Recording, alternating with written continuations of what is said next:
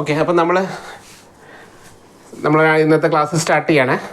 അപ്പോൾ തൽക്കാലം നമ്മൾ കഴിഞ്ഞ ദിവസം നടത്തിയ എക്സാമിൻ്റെ ആ ക്വസ്റ്റ്യൻസ് ഒന്ന് ഓടിച്ച് പറഞ്ഞുകൊണ്ട് നമുക്ക് സ്റ്റാർട്ട് ചെയ്യാം അല്ലേ. കുറേ പേർക്ക് ഡൗട്ട് ഉണ്ടാവും, ചിലതൊക്കെ നമ്മൾ പഠിപ്പിച്ചിട്ട ക്വസ്റ്റ്യൻസ് ആയിരുന്നു. ഓക്കെ, ഈ ഒരു ക്വസ്റ്റ്യൻ കണ്ട് ശ്രദ്ധിച്ചു കൊണ്ടേ. അതായത് നമുക്ക് 2016 ചോദിച്ച ക്വസ്റ്റ്യൻസ്, അതിൽ നമ്മളിപ്പോൾ 10 ക്വസ്റ്റ്യൻ അല്ലേ തന്നെ, 10ലും ആദ്യത്തെ 6 2016 ചോദിച്ച ക്വസ്റ്റ്യൻ ആണ് കേട്ടോ. അതുകൂടാതെ ഇന്ന് നമ്മൾ പഠിപ്പിക്കാൻ പോകുന്ന ടോപ്പിക്ക് കണ്ടീഷണൽ പ്രോബബിലിറ്റി ആണേ. അപ്പോൾ കണ്ടീഷണൽ പ്രോബബിലിറ്റിയുടെ ക്വസ്റ്റ്യനും കൂടി ചേർത്ത് 8 ക്വസ്റ്റ്യനോളം പ്രോബബിലിറ്റിയിൽ നിന്ന് തന്നെ ചോദിച്ചു കേട്ടോ നമ്മുടെ 2016 ക്വസ്റ്റ്യൻ പേപ്പറിൽ.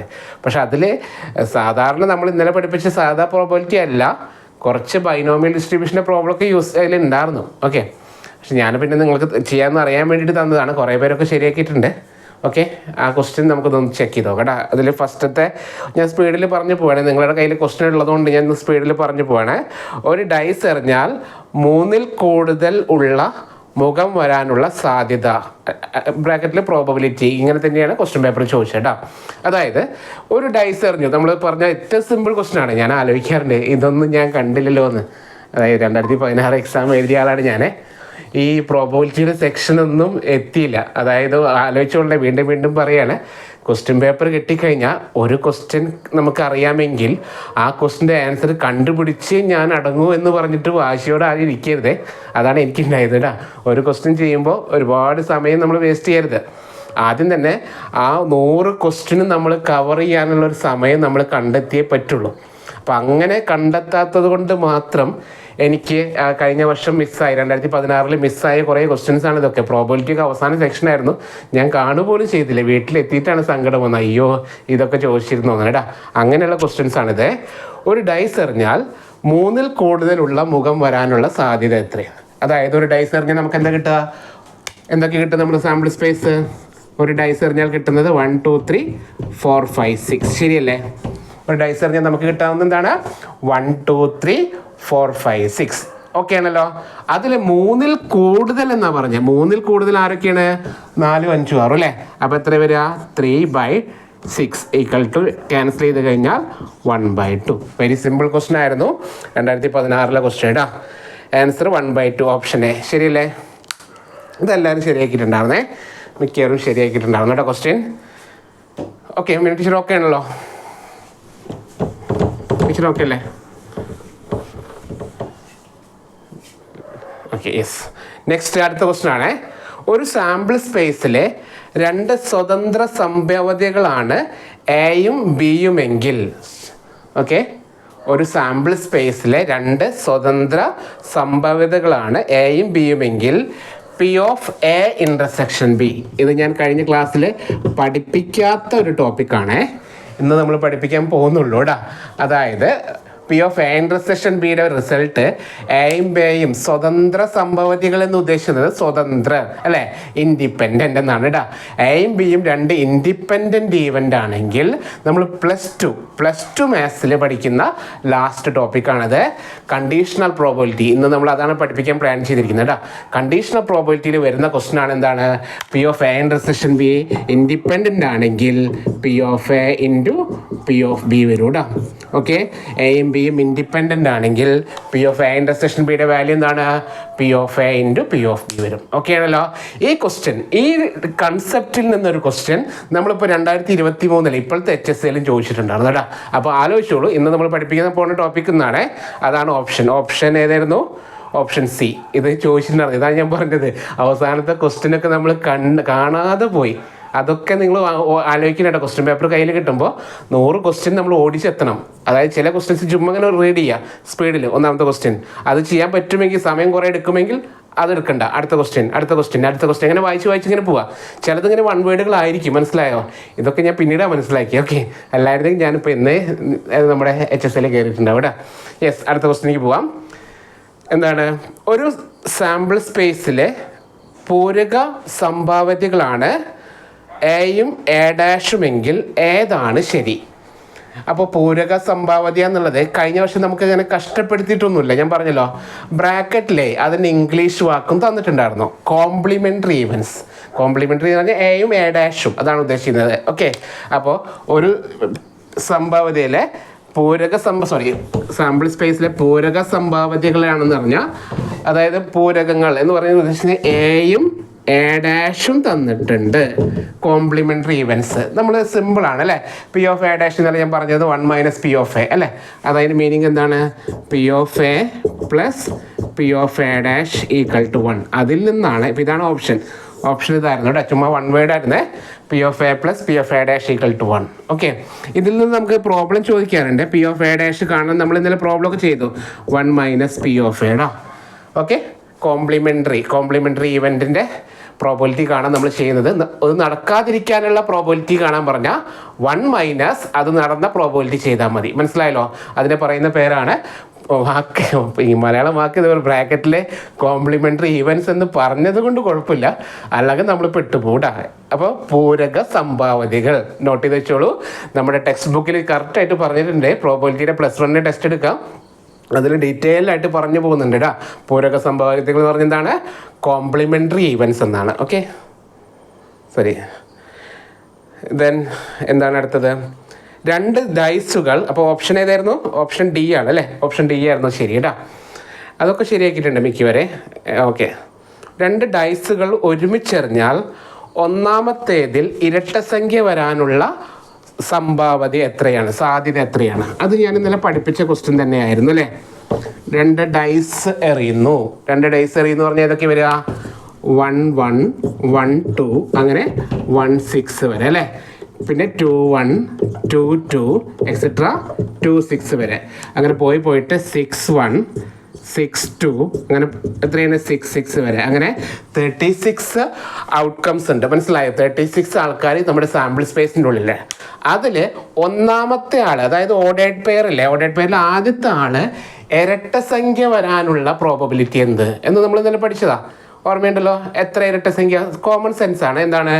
ആദ്യത്തെ 2 വരുന്ന ആൾക്കാർ ആദ്യത്തെ ഇരട്ട സംഖ്യയാണ്. ആദ്യം 4 വരുന്നത് ഈ ഓപ്ഷനിൽ വരും. ആദ്യം 6 വരുന്നതും വരും അല്ലേ. അപ്പോൾ ഒന്നാമത്തേത് ഇരട്ട സംഖ്യ വരാനുള്ള പ്രോബിലിറ്റി എത്രയാണ്? 6 + 6 + 6 അല്ലേ. അങ്ങനെ എത്ര വരും? 18/36 എന്ന് വരും, ഈക്വൽ ടു 1/2 കേട്ടോ. അപ്പോൾ അതിൻ്റെ ഓപ്ഷൻ സി ആയിരുന്നു ശരി. ഓക്കെ അല്ലേ? ഇതൊക്കെ കാണുമ്പോഴാണ് നിങ്ങൾക്കും തോന്നുന്നുണ്ടാവും അല്ലേ, ഇത്ര എളുപ്പമായിരുന്നു HSA എന്ന്. ആ വർഷം എഴുതിയിട്ട് നിങ്ങൾക്ക് എളുപ്പമായിരുന്നു കേട്ടോ. ഇപ്പം അത്ര എളുപ്പം ആവണില്ലേ, കുറച്ചൊക്കെ ടഫായിട്ട് മാറുന്നുണ്ട്. ഓക്കെ, ദെൻ എളുപ്പമുള്ളത് ചോദിക്കുന്നുണ്ട്, ഇല്ലാന്നൊന്നുമില്ല കേട്ടോ. വളരെ സിമ്പിളായിട്ട് ഇപ്രാവശ്യം കോറിലേഷൻ കോഎഫിഷ്യൻ്റ് ഒക്കെ ചോദിച്ചിട്ടുണ്ടായിരുന്നു. ഓക്കെ, അതുപോലെ സിമ്പിളായിട്ടുള്ള വാക്കുകളൊക്കെ ചോദിച്ചിട്ടുണ്ട്, പഠിച്ചാൽ കിട്ടും. ഓക്കെ, ദെൻ 5ാമത്തെ ക്വസ്റ്റ്യൻ. ഒരു ബാഗിൽ, സ്പീഡ് കൂടിയില്ല കുഴപ്പമില്ലല്ലോ, ക്ലിയർ ആണല്ലോ അല്ലേ? ഞാൻ ക്വസ്റ്റ്യൻ നിങ്ങളുടെ കയ്യിലുള്ളത് കൊണ്ടാണ് ഞാൻ വായിച്ചു പോകുന്നത്. നിങ്ങൾ എക്സാം എഴുതിയ ആൾക്കാരാണ്. അതിൽ 7 8ഒക്കെയാണ് കൺഫ്യൂഷൻ ആയത്, ബാക്കിയൊക്കെ ഒരു ഇതെല്ലാം ശരിയാക്കിയിട്ടുണ്ട്. ഒരു ബാഗിൽ 5 കറുത്ത ബോളുകളും 11 വെളുത്ത ബോളുകളുമുണ്ട്. ക്രമമില്ലാത്ത തെരഞ്ഞെടുപ്പ് നടത്തിയാൽ ഒരു കറുത്ത ബോൾ കിട്ടാനുള്ള സാധ്യത എന്ത്? അപ്പോൾ ആ ഒരു വാക്ക് ക്രമമല്ലാത്ത തെരഞ്ഞെടുപ്പ് എന്നൊക്കെ പറയുന്നത് റാൻഡം ആയിട്ടുള്ള സെലക്ഷൻ, അതാണ് ഉദ്ദേശിച്ചത്. റാൻഡം സെലക്ഷൻ എന്ന് ബ്രാക്കറ്റിൽ തന്നെ കൊടുത്തിട്ടുണ്ട്. നമുക്ക് വലിയ കൺഫ്യൂഷൻ ആക്കിയിട്ടില്ല. ആ ഒരു വർഷത്തെ ക്വസ്റ്റ്യൻ പേപ്പർ എല്ലാം ഡയറക്റ്റ് ക്വസ്റ്റ്യൻ ആയിരുന്നു. എന്നിട്ടും നമ്മൾ ആ ഒരു സമയമുണ്ടല്ലോ, അത് ശരിയാവണമെങ്കിൽ എല്ലാം നടക്കുള്ളൂ കേട്ടോ. ഓക്കെ, അപ്പോൾ ഒരു ബോക്സ് എടുക്കുന്നു. നമ്മൾ ഇതേ മുകളിൽ ചെയ്തതാണ് അല്ലേ. 5 ബ്ലാക്ക് ബോളുണ്ട്, ദെൻ 11 വൈറ്റ് ബോളുണ്ട്. അതിൽ ഒരു കറുത്ത ബോൾ, ഒരു ബോൾ എടുക്കുന്നു നമ്മൾ. ആ ഒരു ബോൾ കറുത്ത ബോൾ, അതായത് ബ്ലാക്ക് ബോൾ വരാനുള്ള പ്രോബിലിറ്റി എന്ന് നോക്കുക. ആദ്യം ടോട്ടലി 16 അല്ലേ, ബ്ലാക്ക് എത്രയാണ്? 5 അല്ലേ. 5/16 ഇതാണ് ഓപ്ഷൻ കേട്ടോ. ഓക്കെ അല്ലേ? Option number D. ഞാൻ ഉണ്ടാക്കിയ ക്വസ്റ്റ്യൻ അല്ല, PSCക്ക് ചോദിച്ച ക്വസ്റ്റ്യൻ ആണ്. ഇത്രയും സിമ്പിൾ ക്വസ്റ്റ്യൻ ഒക്കെ ചോദിക്കുമോ എന്നൊന്നും ചിന്തിക്കേണ്ട, ചോദിച്ച ക്വസ്റ്റ്യൻസ് ആണ് നമ്മൾ ഇട്ടത് കേട്ടോ. ഓക്കെ അല്ലേ? ദെൻ നമ്മൾ നേരത്തെ പറഞ്ഞ ക്വസ്റ്റ്യൻ തന്നെയാണ്, കഴിഞ്ഞ ക്ലാസ്സിൽ നമ്മൾ ചർച്ച ചെയ്ത ക്വസ്റ്റ്യൻ തന്നെയാണ്. ഇതും ചോദിച്ചിട്ടുണ്ടായിരുന്നേ. ഒരു അതിവർഷത്തിൽ 53 ഞായറാഴ്ച വരാനുള്ള സാധ്യത എത്ര? നമ്മൾ കഴിഞ്ഞ ക്ലാസ്സിൽ പറഞ്ഞതാണ് അല്ലേ. 53 സാധ്യത ഒക്കെ ഡീറ്റെയിൽ ആയിട്ട് പറഞ്ഞല്ലേ. അപ്പോൾ അത് എത്രയാണ്? 2/7. ഇനി പറയേണ്ട ആവശ്യമില്ല എന്ന് വിചാരിക്കുന്നു. കഴിഞ്ഞ ക്ലാസ്സിലുള്ളവർക്ക് അത് മനസ്സിലായിട്ടുണ്ടാവും. 2/7. ഓക്കെ, അത് തന്നെ എന്ത് ചെയ്തിരുന്നു, ഞാൻ കുറച്ചുകൂടി ഹൈലൈറ്റ് വലിയ ക്വസ്റ്റ്യൻസ് അതിന് ചോദിച്ചിട്ടുണ്ടായിരുന്നു. അത് ഇപ്രാവശ്യം ചോദിക്കാനൊക്കെ ചാൻസ് ഉണ്ട് കേട്ടോ. 53 സൺഡേ ഓർ 53 മൺഡേ വരാനുള്ളത് അല്ലേ.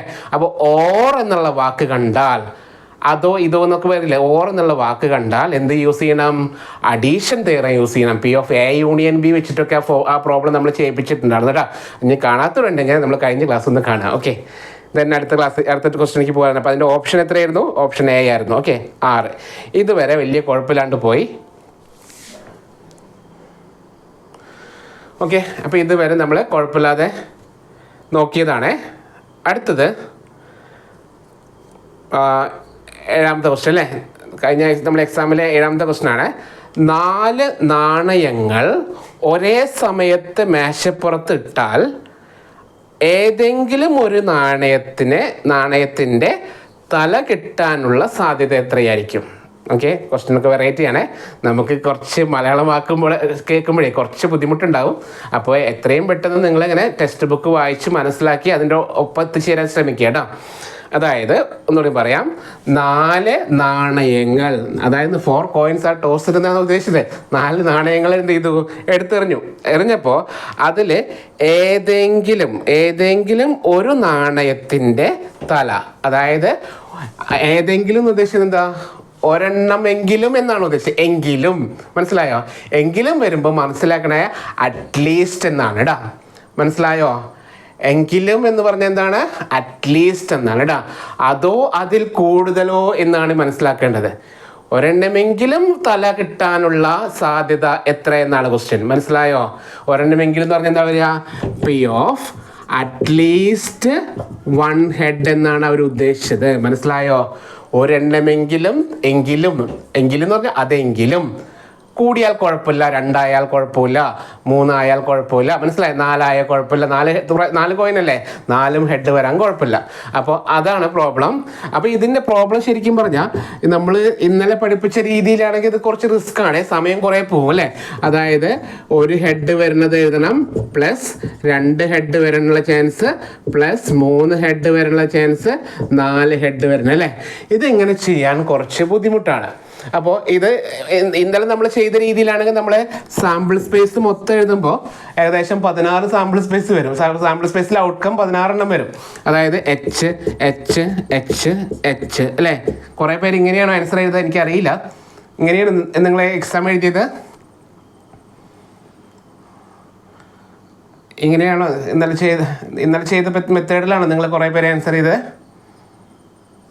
പിന്നെ ഒരെണ്ണം ടി വെച്ചിട്ട് എഴുതി, H H H T H H T H H H H T, ഇങ്ങനെ എഴുതി പോയിട്ട് അങ്ങനെ കണ്ടുപിടിക്കാവുന്നേ ഉള്ളൂ. മനസ്സിലായോ? അതിൽ മിനിമം ഒരെണ്ണം വരാനുള്ള പ്രോബിലിറ്റി നമുക്ക് കണ്ടുപിടിക്കാവുന്നേ ഉള്ളൂ. പക്ഷേ അത് ടൈം വേസ്റ്റിംഗ് ആണ്, സമയം കളയുന്ന ഒരു സ്റ്റെപ്പാണ്. അതുകൊണ്ട് ഞാൻ ഇപ്പം നമ്മൾ അടുത്ത സെക്ഷനിലൊക്കെ പഠിപ്പിക്കേണ്ട ടോപ്പിക്കാണ്, എങ്കിലും ജസ്റ്റ് ഒന്ന് അതിനെ പരിചയപ്പെടുത്താം. അതായത് ഈ കോയിൻ ടോസ് ചെയ്യുന്ന പ്രോബ്ലം, മനസ്സിലായോ? അല്ലെങ്കിൽ ഈ യെസ് ഓർ നോ ടൈപ്പ് വരുന്നത്, അതായത് 2 ഔട്ട്കംസ് വരുന്നത്, അത് ആണോ അല്ലയോ. ഇപ്പോൾ ഒരു ബോൾട്ട് എടുത്തു, അത് ഡിഫക്റ്റീവ് ആണോ അല്ലയോ, അല്ലെങ്കിൽ എന്തെങ്കിലും ഒരു കാര്യം 2 ഔട്ട്കംസ് വരുന്ന ഒരു സിറ്റുവേഷൻ വരികയാണെന്ന് വയ്ക്കുക. 2 ഔട്ട്കംസ് ആണ്. അങ്ങനെ വരുമ്പോൾ നമ്മൾ അതിലേക്ക് ബൈനോമിയൽ ഡിസ്ട്രിബ്യൂഷൻ എന്ന് പറയുന്ന നമ്മുടെ റാൻഡം വേരിയബിൾ പഠിച്ചിട്ട് നമ്മൾ ഡിസ്ക്രീറ്റ് ഡിസ്ട്രിബ്യൂഷൻസിനെ പഠിപ്പിക്കും, ഞാൻ പഠിപ്പിച്ചു തരാം. അപ്പോൾ അതിൽ ബൈനോമിയൽ ഡിസ്ട്രിബ്യൂഷൻ ഉണ്ട്. മനസ്സിലായോ? ബൈനോമിയലിൻ്റെ യൂസ് തന്നെ അത് തന്നെയാണ്. അതായത് ഒരു സിറ്റുവേഷൻ, ആ സിറ്റുവേഷനിൽ 2 ഔട്ട്കം, പേരിൽ തന്നെ ഉണ്ട് അല്ലേ, ബൈനോമി അല്ലേ, 2 ഔട്ട്കംസ് വരുന്ന ഒരു സിറ്റുവേഷൻ വരുന്നു എങ്കിൽ ആ സിറ്റുവേഷൻ്റെ ഈ റിപ്പീറ്റേഷൻസ്, ഈ നമ്മൾ ചെയ്യുന്ന പ്രോസസ്സുകളുടെ എണ്ണം കൂടുകയാണെന്ന് വിചാരിച്ചോ. അതായത് ഫോർ എക്സാമ്പിൾ നമ്മൾ ഒരു കോയിൻ ടോസ് ചെയ്താൽ എന്ത് ഓപ്ഷൻ കിട്ടി നമുക്ക്? ഒരു കോയിൻ ടോസ് ചെയ്തപ്പോൾ നമുക്ക് ഹെഡും ടെയിലും കിട്ടി അല്ലേ. അത് എഴുതാൻ വലിയ കുഴപ്പമുണ്ടായിരുന്നില്ല. 2 കോയിൻ നമ്മൾ ടോസ് ചെയ്ത് വെച്ചു. അപ്പോൾ എന്താ കിട്ടുക? H H H T T H T T. അത് എഴുതാനും വലിയ കുഴപ്പമില്ല. 3 കോയിനാണ് ടോസ് ചെയ്യുന്നത്. കാര്യം ഒരു കോയിന് തന്നെ 3 പ്രാവശ്യം ടോസ് ചെയ്താലോ. അപ്പോൾ എന്താ കിട്ടുക? അപ്പോൾ 8 എണ്ണാവും അല്ലേ. H H H H H T H T H. ഇന്നലെ നമ്മൾ പഠിപ്പിച്ചു ഈ മോഡൽ അല്ലേ. ഇത് +1 ക്വസ്റ്റ്യൻ ആണ്. എങ്ങനെയൊക്കെ നമുക്ക് ചെയ്യാം. അത് 4, 5, 6, 7, 8, 10, 100 വരുമ്പോൾ നമ്മളിങ്ങനെ എഴുതുന്നത് പ്രോസസ്സ് ശരിയാണോ? ഇങ്ങനെ എഴുതുന്നത് അത് റിസ്ക്കായി മാറും. മനസ്സിലായോ? അങ്ങനെ റിസ്ക് ആവുന്ന സിറ്റുവേഷനിലാണ് നമ്മൾ പ്രോബബിലിറ്റി ഡിസ്ട്രിബ്യൂഷൻസ് യൂസ് ചെയ്യുക. അതായത് നമുക്കപ്പോൾ സിമ്പിളായിട്ട് ആൻസർ ചെയ്യാൻ പറ്റാത്തൊരു സിറ്റുവേഷൻ വരുമ്പോൾ ഓരോരോ ഡിസ്ട്രിബ്യൂഷനിലേക്ക് നമ്മൾ പോകും. മനസ്സിലായോ? നമ്മളിപ്പോൾ പോളിനോമിയൽ ട്രിഗണോമെട്രി ഫംഗ്ഷൻ, അതുപോലെ സൈൻ എക്സ് കോസ് എക്സ് എന്നൊക്കെ പറയുന്ന പോലെ, അല്ലെങ്കിൽ എന്താണ് പോളിനോമിയൽ ഫംഗ്ഷൻ എന്നൊക്കെ പറയുന്നത് പോലെ പ്രോബബിലിറ്റിയുടെ ഫംഗ്ഷനിലേക്ക് പോകും. അതിനെയാണ് നമ്മൾ എന്ത് വിളിക്കുന്നത്? Probability distribution. അങ്ങനെ പഠിക്കുന്ന ഒരു ഏറ്റവും ഫസ്റ്റ് നമ്മൾ പഠിക്കുന്ന ഡിസ്ട്രിബ്യൂഷൻ്റെ പേരാണെന്ത്? അത് പിന്നീട് എടുക്കാവേ, തൽക്കാലം ഈ പ്രോബ്ലത്തിലേക്ക് വേണ്ടി പറഞ്ഞെന്നുള്ളത്. ഏറ്റവും എന്താ പറയുക, സിമ്പിളായിട്ടുള്ള ഡിസ്ട്രിബ്യൂഷനാണ് ബൈനോമിയൽ ഡിസ്ട്രിബ്യൂഷൻ. ഇത് യൂസ് ചെയ്യുന്ന സിറ്റുവേഷനാണ് ഞാൻ പറഞ്ഞത്, 2 ഔട്ട്കംസ് വരുന്ന സിറ്റുവേഷൻ. ഓക്കെ, ആ ഔട്ട്കംസിനെ ഒന്നാമത്തേനെ, സോറി 2 ഔട്ട്കംസ് അല്ല ഉദ്ദേശിച്ചത്, ഈ കിട്ടുന്ന ആൻസറുകൾ ആ ഒരു ഞാൻ പറഞ്ഞല്ലോ, ഇപ്പോൾ ഹെഡും ടെയിലും കിട്ടും അല്ലേ കോയിൻ ടോസ് ചെയ്ത് കഴിഞ്ഞാൽ. അതുപോലെ ഒരു സാധനം സംഭവിക്കുന്നു അല്ലെങ്കിൽ അത് സംഭവിക്കുന്നില്ല, അങ്ങനത്തെ സിറ്റുവേഷനിൽ അത് യൂസ് ചെയ്യും. ഓക്കെ, അങ്ങനെ വരുമ്പോൾ നമ്മൾ ബൈനോമിയൽ ഡിസ്ട്രിബ്യൂഷൻ വിളിക്കുന്നു. അതിലെ പ്രോബബിലിറ്റി ഓഫ് ഒരു സംതിങ്, എന്തെങ്കിലും നടക്കാനുള്ള പ്രോബബിലിറ്റീനെ ഇപ്പം നമ്മൾ തിയറിയിൽ പറയുന്നത് പ്രോബബിലിറ്റി ഓഫ് സക്സസ് എന്നൊക്കെയാണ്. ഞാൻ അങ്ങനെ പറഞ്ഞ് പഠിപ്പിക്കാറില്ല.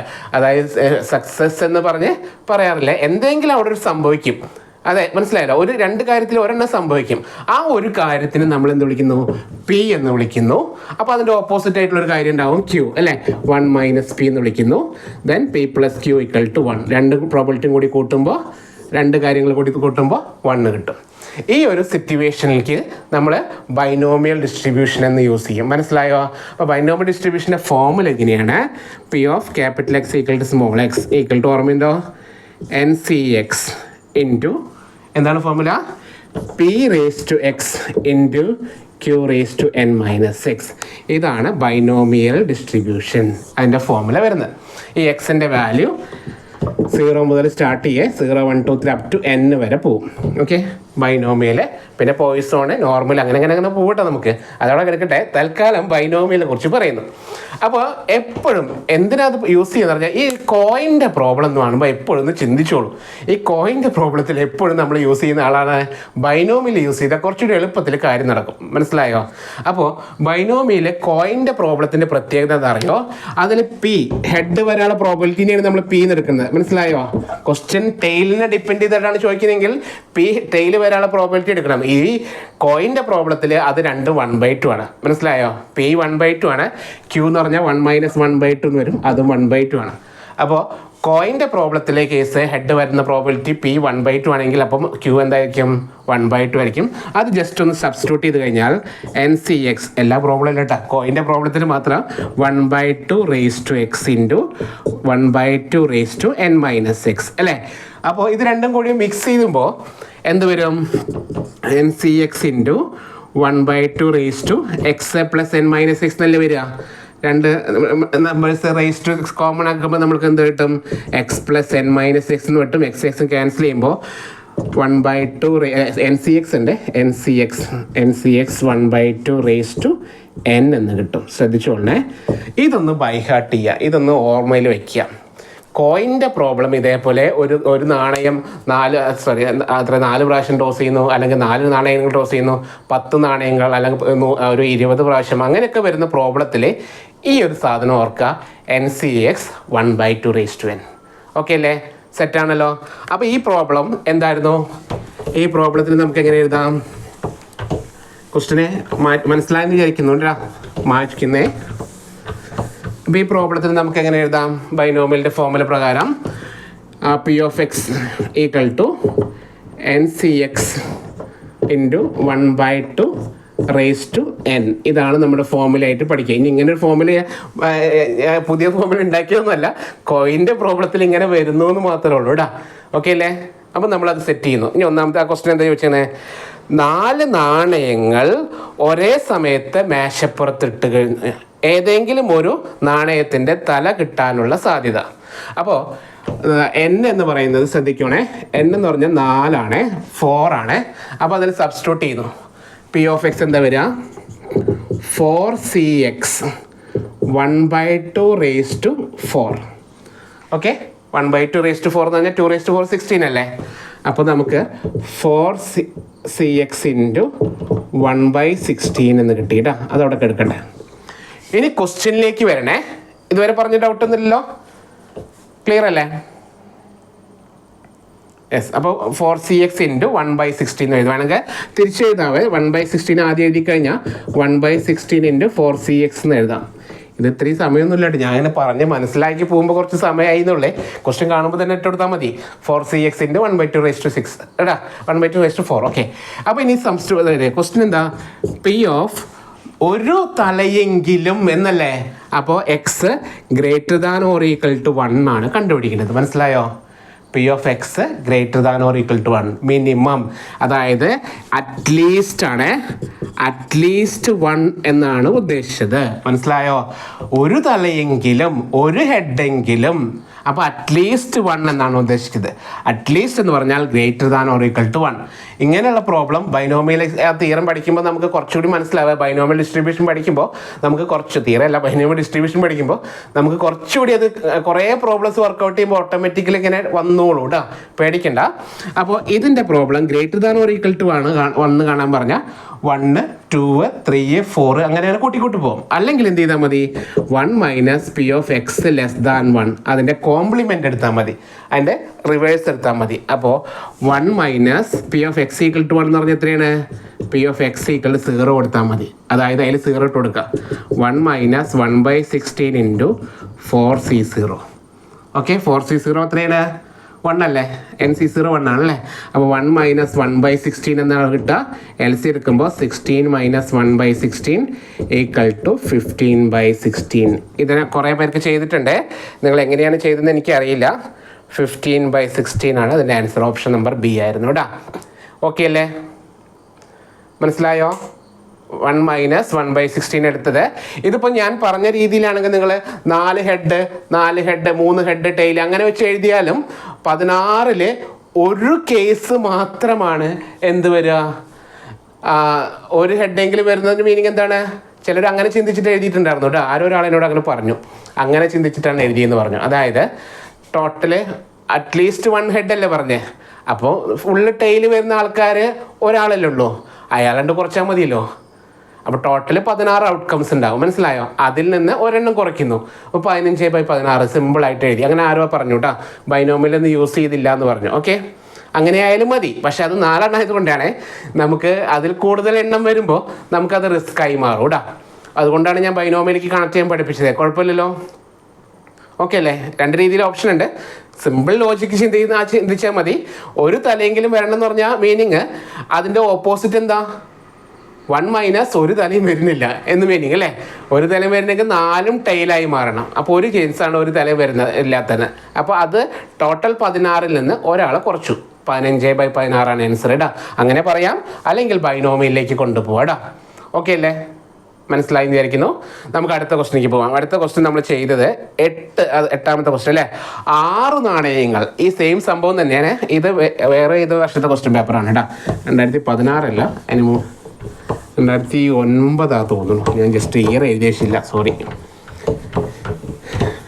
ഇയർ എഴുതി വെച്ചില്ല തോന്നുന്നു. ഇതിൽ എന്തായാലും PSC ചോദിച്ച ക്വസ്റ്റ്യൻ ആണ്, എഴുതാം. 6 നാണയങ്ങൾ ഒരുമിച്ച് ഒരു പ്രാവശ്യം എറിയുന്നു. അതിൽ 3 തലകൾ കിട്ടുന്നതിൻ്റെ സംഭാവന എന്ത്? വളരെ സിമ്പിൾ ക്വസ്റ്റ്യൻ ആണ്. 6 നാണയങ്ങൾ. അപ്പോൾ n എന്ന് പറഞ്ഞാൽ 6. ഓക്കെ, സെറ്റാണല്ലോ. അപ്പോൾ നമ്മുടെ P of Xന് സെറ്റ് ചെയ്യാം. നാണയല്ലേ, എങ്ങനെയാണ് വരിക? 1/2 raised to n into NCX. ഇങ്ങനെ പഠിച്ചോ? അപ്പോൾ NC6 അല്ലേ? 1/2 raised to 6 into 6CX. 1/2 raised to 6 എന്ന് പറഞ്ഞാൽ 1/64 അല്ലേ?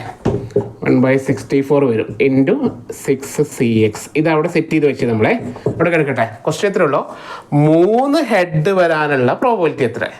അപ്പോൾ P of X എന്നുള്ള ഹെഡിനെയാണ് നമ്മൾ എടുക്കുന്നത് അല്ലേ? അപ്പോൾ P of X equal to 3 കൊടുത്തു. വളരെ സിമ്പിളാണ്. മനസ്സിലായോ? Xന് 3 കൊടുക്കുക. അപ്പോൾ എന്ത് വരും? 1/64 ഇൻറ്റു 6C3. കണ്ടോ? 1/64 ഇൻറ്റു 6C3 എന്ന് വന്നു. ക്ലിയർ അല്ലേ? ചെറിയ പ്രശ്നം വരും. ഈ 6C3 എങ്ങനെ കാണാന്നല്ലേ? അപ്പോൾ നമ്മുടെ n factorial by n minus R ഫാക്ടോറിയലിൻ്റെ ഫോർമുലയിലൊക്കെ പോവാം. അല്ലാതെ തന്നെ നമുക്ക് സിമ്പിളായിട്ടൊന്ന് കാണാവേ. കുറേ പേർക്ക് അറിയാം, കുറേ പേർക്ക് എന്നെയൊക്കെ നന്നായിട്ട് അറിയുന്നുണ്ടാകും. എങ്കിലും ജസ്റ്റ് പറയണേ, 6C3 എന്ന് പറഞ്ഞാൽ നമ്മൾ 6C3 6-ൽ നിന്ന് 3 പേര് എടുക്കണം അല്ലേ? അപ്പോൾ നമ്മുടെ formula n factorial by r factorial അങ്ങനെയൊക്കെ ഉണ്ടല്ലേ? അതൊന്നും നമ്മൾ നോക്കണ്ട. 6C3 അല്ലേ? അപ്പോൾ 3 പേര് ആറും കൂടി ചേർത്തിട്ട് 3 പേര് കുറച്ച് എഴുതാം. അതായത് 6 അതിൽ ഒരെണ്ണം കുറച്ചു, 5 ഒരെണ്ണം കുറച്ചു, 4. ഓക്കെ, അപ്പോൾ 3 പേര് എഴുതി ബൈ 1 2 3. മനസ്സിലായല്ലോ? 6C3യുടെ വാല്യൂ എങ്ങനെ കാണാം? 6 5 4 ബൈ 1 2 3. ക്ലിയർ അല്ലേ? ഇപ്പോൾ 5C2 എന്ന് പറഞ്ഞാലോ 5 4 ബൈ 1 2. ഇപ്പോൾ 10C4 എന്ന് പറഞ്ഞാലോ 4 പേര് ബാക്കിൽ നിന്ന് എഴുതാം, 4 പേര് ഫ്രണ്ടിൽ നിന്ന് എഴുതാം. അപ്പോൾ എത്രയാണ്? 10 9 8 7 ബൈ 1 2 3 4. അല്ലാതെ ഫാക്ടറികൾക്ക് എടുത്ത് പോയി കഴിഞ്ഞാൽ ഒരുപാട് സമയം പോകൂട്ടാ. മനസ്സിലായോ? അതും നല്ല തന്നെയാണ്, പക്ഷെ അത് കുറേ സമയം പോകും. അതിനൊക്കെ നല്ല ഇതാണ് തോന്നുന്നു. ഇതല്ലേ നല്ലത്? ഓക്കെ, ഈ ഒരു ഐഡിയ യൂസ് ചെയ്യാം കേട്ടോ. ഓക്കെ അല്ലേ? അപ്പോൾ ഇതെങ്ങനെ ചെയ്യാം? 2 3 6 ആണേ. ആ 6ഉം ഈ 6ഉം വെട്ടി, 4ഉം 64 വെട്ടി. 64 ഒരു പ്രാവശ്യം, ബാക്കി 16 പ്രാവശ്യം അല്ലേ? അപ്പോൾ അതിൻ്റെ ആൻസർ 5/16 എന്നാണ് കേട്ടോ. ഓക്കെ അല്ലേ? ഓപ്ഷൻ നമ്പർ എത്രയാണ്? Option number C. ഓക്കെ അല്ലേ? 5/16. മനസ്സിലായോ? ക്ലിയർ? ഡൗട്ട് ഉണ്ടോ? എന്നാലും പറയണോ? നമ്മുടെ പ്രോബ്ലം 6 നാണയങ്ങളാണ്. അപ്പോൾ N 6, അതിൽ 3 ഹെഡ് വരണം. അപ്പോൾ Xന് 3 കൊടുക്കണം, അത്രേ ഉള്ളൂ. അപ്പോൾ നമ്മുടെ ഫോമിലെ ബൈനോമിയൽ ഡിസ്ട്രിബ്യൂഷനിലേക്ക് സെറ്റ് ചെയ്തു. 1/2n NCX നിലയ്ക്ക് സെറ്റ് ചെയ്തു നമ്മൾ. എന്നിട്ട് അതിന് Xന് വാല്യൂ ഇട്ട് കൊടുത്തു 3. അത്രേ ഉണ്ടായി ചെയ്തുള്ളൂ. വലിയ റിസ്ക് ഒന്നുമില്ല. ഇതും PSCക്ക് ചോദിച്ച ക്വസ്റ്റ്യൻ തന്നെയാണ് കേട്ടോ. ക്ലിയർ അല്ലേ? അടുത്ത ക്വസ്റ്റ്യൻ പോട്ടെ. 9ാമത്തെ ക്വസ്റ്റ്യനെ നമ്മൾ നടത്തിയ എക്സാമിന് 9ാമത്തെ ക്വസ്റ്റ്യൻ ഞാൻ കുറച്ച് കൺഫ്യൂഷനാക്കി തന്നെ തന്നെയാണ്. ഓക്കെ, അത് ശരിക്കും പറഞ്ഞാൽ കുറച്ച് കൺഫ്യൂഷൻ ആവുന്നതാണ്. വളരെ സിമ്പിളാണ്. ഞാൻ പറഞ്ഞിരുന്നു ഈ ഡെഫിനിഷൻസ് ഒക്കെ പഠിച്ചോളൂ. ഡെഫിനിഷൻസ് ഒന്നും വരില്ല, ഞങ്ങൾ പ്രോബ്ലം മാത്രമേ പഠിക്കുന്ന ആരും ചിന്തിക്കരുത്. ഡെഫിനിഷൻ്റെ ഉള്ളിൽ നിന്ന് നമ്മളെ കൺഫ്യൂഷൻ ആക്കുന്ന രീതിയിലെ ക്വസ്റ്റ്യൻ നമ്മുടെ ഇപ്പോഴത്തെ പുതിയ പാറ്റേൺ ഇല്ലേ, 4 ഓപ്ഷൻ തന്നിട്ട് എയും ബിയും ശരിയാണ്, എയും ബിയും സിയും ശരിയാണ്, എയും ബിയും സിയും ഡിയും ശരിയാണ്, അങ്ങനത്തെ രീതി ഉണ്ടല്ലോ. അതേപോലത്തെ ക്വസ്റ്റ്യൻസ് ഒക്കെ ഈ ഡെഫിനിഷൻസ് നമ്മൾ കഴിഞ്ഞ ക്ലാസ്സിൽ പഠിച്ച ടൈപ്സ് ഓഫ് ഈവൻറ്റിനെ പഠിച്ചു അല്ലേ? അതായത് എന്താ പറയുക, നമ്മുടെ മ്യൂച്വലി എക്സ്ക്ലൂസീവ് ഈവൻറ്റ്, അതുപോലെ എന്താണ് അങ്ങനത്തെ ഈവൻറ്റ്സിൽ ഈക്വലി ഈവൻറ്റ്, ആ ഈവൻറ്റുകളൊക്കെ നല്ല ഡീപ്പായിട്ട് മനസ്സിലാക്കി വെക്കുക. അതിൻ്റെ ഉള്ളിൽ നിന്ന് ചോദിച്ച ക്വസ്റ്റ്യൻ ആണ് P of A equal to 0.25. P of A equal to 0.25. അതുപോലെ P of B equal to 0.35. P of C equal to 0.40. ആയാൽ എ ബി സി എന്നിവ എ പാർട്ട് സമഗ്ര ഈവൻറ്റുകൾ, ബി പാർട്ട് പരസ്പര കേവല ഈവൻറ്റുകൾ, സി പാർട്ട് സ്വതന്ത്ര ഈവൻറ്റുകൾ, ഡി പാർട്ട് തുല്യ സാധ്യത ഈവൻറ്റുകൾ. ഇങ്ങനെയൊക്കെയാണ് ചോദിച്ചു കഴിഞ്ഞാൽ ശരിക്കും നമ്മുടെ കിളി പൂട്ടാം. മനസ്സിലായോ? അതായത് മലയാളം വാക്ക് കിട്ടിയില്ലെങ്കിൽ അയ്യോ എന്ന് പറഞ്ഞ് നമ്മൾ അങ്ങനെ സ്റ്റക്കായി നിൽക്കും. അപ്പോൾ അതൊന്ന് ആലോചിക്കുക. അതായത് ഒരു മിനിറ്റ്, മാർക്കറിൻ്റെ മൂടി പോയി. യെസ്, അപ്പോൾ ഒന്ന് ശ്രദ്ധിച്ചോളണേ. ഈ വാക്കുകൾ ഇമ്പോർട്ടൻ്റ്. എന്താണ് സമഗ്ര എന്ന് പറഞ്ഞാൽ? സമഗ്ര ഹോൾ എന്നാണ് അല്ലേ, എല്ലാം കൂടി ചേരുന്നത്. അതിനാണ് നമ്മൾ എക്സ്ഹോസ്റ്റീവ് ഈവൻ്റ് എന്ന് വിളിക്കുന്നത്. സമഗ്ര ഈവൻറ്റിൻ്റെ പേരാണ് എക്സ്ഹോസ്റ്റീവ് ഈവൻ്റ് എന്ന് പറയുന്നത്. മനസ്സിലായോ? അപ്പോൾ രണ്ടാമത് പറഞ്ഞ എന്താണ്? പരസ്പര കേവല ഈവൻറ്റുകൾ. പരസ്പര കേവല ഈവൻറ്റുകൾ എന്ന് പറഞ്ഞാൽ എന്തായിരുന്നു? Mutually exclusive event. ഓക്കെ, അപ്പോൾ എക്സ്ഹോസ്റ്റീവിൻ്റെ മീനിങ് എന്താ? എല്ലാവരും കൂടി കൂട്ടുമ്പോൾ സാമ്പിൾ സ്പേസ് കിട്ടുകയാണെങ്കിൽ, ഇപ്പോൾ എ എന്നുള്ളൊരു സെറ്റ് എടുത്തു, ബി എന്നുള്ള സെറ്റ് ഉണ്ട്, സി എന്നുള്ള സെറ്റ് ഉണ്ട് അല്ലേ, ഇവർ 3 പേരും കൂടി കൂട്ടുമ്പോൾ സാമ്പിൾ സ്പേസ് കിട്ടുകയാണെങ്കിൽ അതിനെ വിളിക്കുന്ന പേരാണ് എക്സ്ഹോസ്റ്റീവ് ഈവൻറ്റ്, അല്ലെങ്കിൽ എന്താണ്? സമഗ്ര ഈവൻറ്റുകൾ എന്ന് പറയുന്നു. ഓക്കെ, രണ്ടാമത്തത് എന്താണ്? പരസ്പര കേവല ഈവൻറ്റുകൾ. പരസ്പരം എന്ന് പറഞ്ഞാൽ മ്യൂച്വലി എക്സ്ക്ലൂസീവ് ഈവൻറ്റ്. അതിൻ്റെ പ്രത്യേകത അവരിലെല്ലാവരും ഇൻ്റർസെക്ഷൻ നൾ സെറ്റ് ആയിരിക്കും. അതായത് A intersection B intersection C, 3 പേരും ഇൻ്റർസെക്ഷൻ ആരും ഉണ്ടാവില്ല, നൾ സെറ്റ് ആയിരിക്കും കേട്ടോ. ഓക്കെ, അതിനെ പറയുന്ന പേരാണ് എന്താണ്?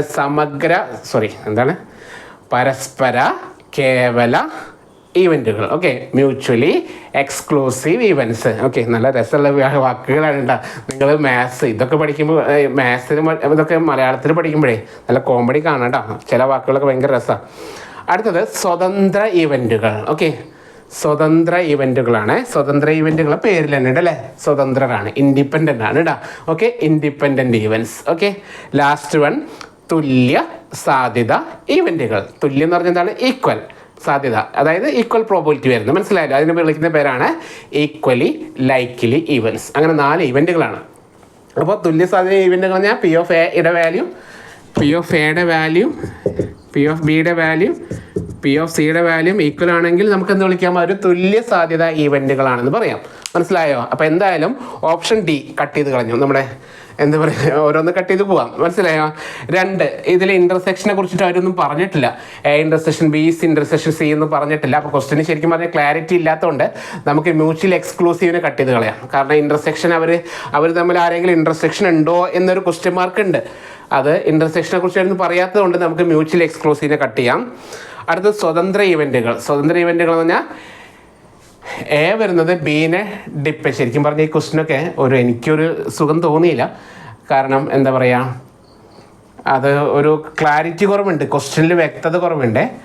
അതായത് ഈ ഇൻഡിപെൻഡൻറ്റ് ഈവൻ്റ് ആണോ എന്നുള്ളത് നമുക്ക് ഇപ്പോൾ ഇങ്ങനെ ഇപ്പോൾ കണ്ടുകൊണ്ടൊന്നും മനസ്സിലാക്കാൻ പറ്റില്ല. ഓക്കെ, അപ്പോൾ ചിലവരൊക്കെ ഇത് ക്വസ്റ്റ്യൻ നമുക്ക് ഇത് ഏത് വർഷത്തെന്ന് ഞാൻ നോക്കിയില്ല. ചിലപ്പോൾ അവർ ഇത് കൊടുത്തിട്ടുണ്ടാവും, എന്താ പറയുക, PSC ക്വസ്റ്റ്യൻ എന്താ പറയുക, ചലഞ്ചൊക്കെ കൊടുത്തിട്ടുള്ള ക്വസ്റ്റ്യൻ ആവാൻ ചാൻസ് ഉണ്ട് കേട്ടോ. ദെൻ അവസാനത്തെ എന്താണ്? സമഗ്ര ഈവൻറ്റുകൾ. അപ്പോൾ അത് നമുക്ക്, ഞാൻ തൽക്കാലം സമഗ്ര ഈവൻറ്റുകളാണ് ഞാൻ ഓപ്ഷൻ എ എന്ന് കൊടുത്തത്. കാരണം എന്താണെന്നറിയോ, സമഗ്ര ഈവൻറ്റുകൾ എന്താ? P of A plus P of B plus P of C. ഇത് 3 കൂടി കൂട്ടുമ്പോൾ 1 കിട്ടുന്നില്ലേ? 3 പ്രോബിലിറ്റീസും കൂടി കൂട്ടുമ്പോൾ, 3 എണ്ണത്തിൻ്റെ പ്രോബിലിറ്റീസും കൂടി കൂട്ടുമ്പോൾ നമുക്ക് എന്ത് കിട്ടും? 1 കിട്ടുന്നുണ്ട് അല്ലേ? അപ്പോൾ P of A plus P of B plus P of C, അതിൻ്റെ വാല്യൂ എത്രയാണ്? 1 വരുന്നുണ്ട്. അതായത് പി ഓഫ് എസ് കിട്ടുന്നുണ്ട് കേട്ടോ. മനസ്സിലായോ? അതുകൊണ്ട് തൽക്കാലത്തേക്ക് നമ്മൾ എന്ത് ചെയ്തു? ഇത് സമഗ്ര ഇവൻറ്റുകളായിട്ട് ഉറപ്പിച്ചു. പക്ഷേ ശരിക്കും പറഞ്ഞാൽ എൻ്റെ അഭിപ്രായത്തിൽ ഈ ക്വസ്റ്റ്യൻ ഒരു ക്ലാരിറ്റി കുറവുണ്ട് കേട്ടോ. ഓക്കെ, മനസ്സിലായോ?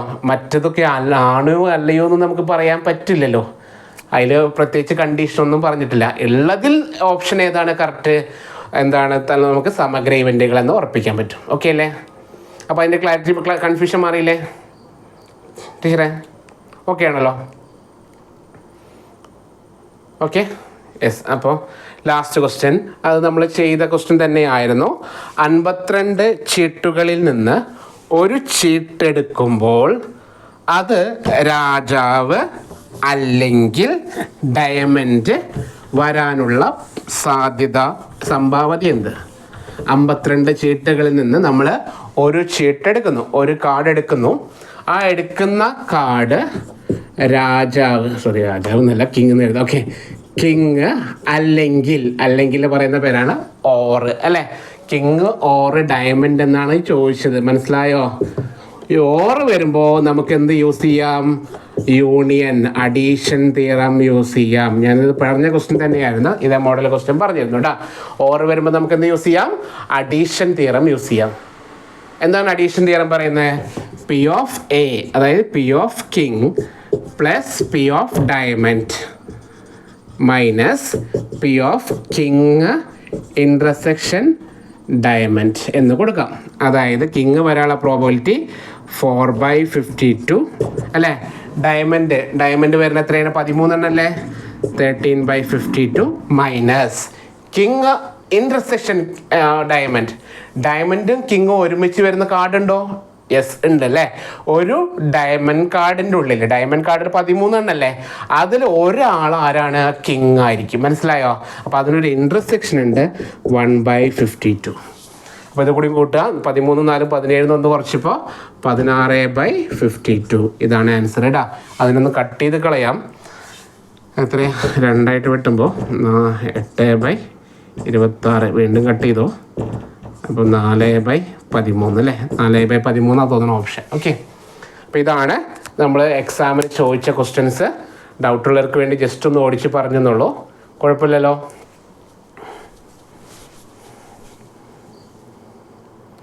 ഓക്കെ അല്ലേ? ക്ലിയർ അല്ലേ? ഓക്കെ, അപ്പം നമുക്ക് ഇനി ഇന്നത്തെ ടോപ്പിക്കേക്ക് പോവാം അല്ലേ? ക്ലിയർ? കാരണം ഇന്ന് ജസ്റ്റ് എന്തെങ്കിലും ഒന്ന് പഠിപ്പിക്കണം, ജസ്റ്റ് തുടങ്ങുക. കാരണം അടുത്ത ക്ലാസ് മുതലേ ഞാൻ ഡെയിലി ക്ലാസ് വെക്കാമെന്ന് വിചാരിക്കുന്നു കേട്ടോ. ഈ ആഴ്ചയിൽ 3 ക്ലാസ് കൊണ്ട് ഒന്നാവുമെന്ന് എനിക്ക് തോന്നുന്നില്ല. കുറച്ചൊന്ന് പോർഷൻ കവർ ചെയ്യുന്നത് വരെ ഡെയിലി മാക്സിമം പറ്റാവുന്ന ദിവസങ്ങളിലൊക്കെ ഞാൻ ക്ലാസ് വെക്കുന്നുണ്ട്. ഇതിപ്പോൾ ക്ലാസ്സിൽ ലൈവായിട്ട് അറ്റൻഡ് ചെയ്യുന്നവർ കുറച്ച് എണ്ണാണെങ്കിലും ബാക്കിയുള്ളവർ വീഡിയോസ് കാണുന്നു എന്ന് വിചാരിക്കുന്നു. ഓക്കെ, അപ്പോൾ നമുക്കങ്ങനെ കുറച്ചധികം ക്ലാസ്സുകൾ കൂടി ചെയ്ത് പെട്ടെന്ന് സബ്ജക്റ്റ് ഒന്ന് കവർ ചെയ്ത് പോകാൻ തോന്നുന്നു. അതിന് ശേഷം നമുക്ക് പ്രോബ്ലത്തേക്ക് കൊണ്ടുവരാം. അപ്പോൾ പിന്നെ പ്രശ്നമില്ല കേട്ടോ. ഓക്കെ അല്ലേ? അപ്പോൾ ഇന്ന് നമ്മൾ പറഞ്ഞതിൽ പക്ഷേ ഇനിയും പ്രോബിലിറ്റിയുടെ ക്വസ്റ്റ്യൻസ് കൂടി ഇനിയും എടുക്കാനുണ്ട്. എന്തായാലും കണ്ടീഷണൽ പ്രോബിലിറ്റി പറഞ്ഞിട്ട് ഞാൻ അതിലേക്ക് പോകാം കേട്ടോ. ഓക്കെ, എന്തായാലും ഒരു ടോപ്പിക്കെങ്കിലും ഇത് പുതിയത് പഠിപ്പിക്കണം, അതുകൊണ്ടാണ്. ഓക്കെ, അപ്പോൾ ഇന്നത്തെ ടോപ്പിക്കാണ് കണ്ടീഷണൽ പ്രോബബിലിറ്റി. നമ്മൾ +1 ടോപ്പിക്കാണ് കഴിഞ്ഞ ദിവസം എഴുതി നിർത്തിയത്. അതിൽ ഇനിയും പ്രോബ്ലം ചെയ്യാനുണ്ട്. നമ്മൾ സിംഗിൾ ഐറ്റംസ് എടുക്കുന്നത് മാത്രമേ പഠിപ്പിച്ചിരുന്നുള്ളൂ. മനസ്സിലായോ?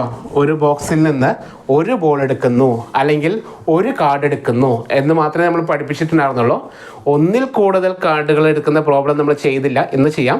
തൽക്കാലം ഞാൻ കണ്ടീഷണൽ പ്രോബബിലിറ്റി എന്ന് പറയട്ടെ. ഓക്കെ, അപ്പോൾ കണ്ടീഷണൽ പ്രോബബിലിറ്റി, അതിൻ്റെ മലയാളം വാക്ക് കോമഡിയാണ്, സോപാധിക സംഭാവ്യത. ഓക്കെ, സോപാധിക, ഞാനൊന്ന് ടൈപ്പ് ചെയ്തില്ല, മലയാളത്തിൽ എഴുതാം. സോപാധിക സാധ്യത, സംഭാവ്യത എന്ന് പറയാം കേട്ടോ. സ്വാഭാവിക സംഭാവ്യത. ഒരു മിനിറ്റ്.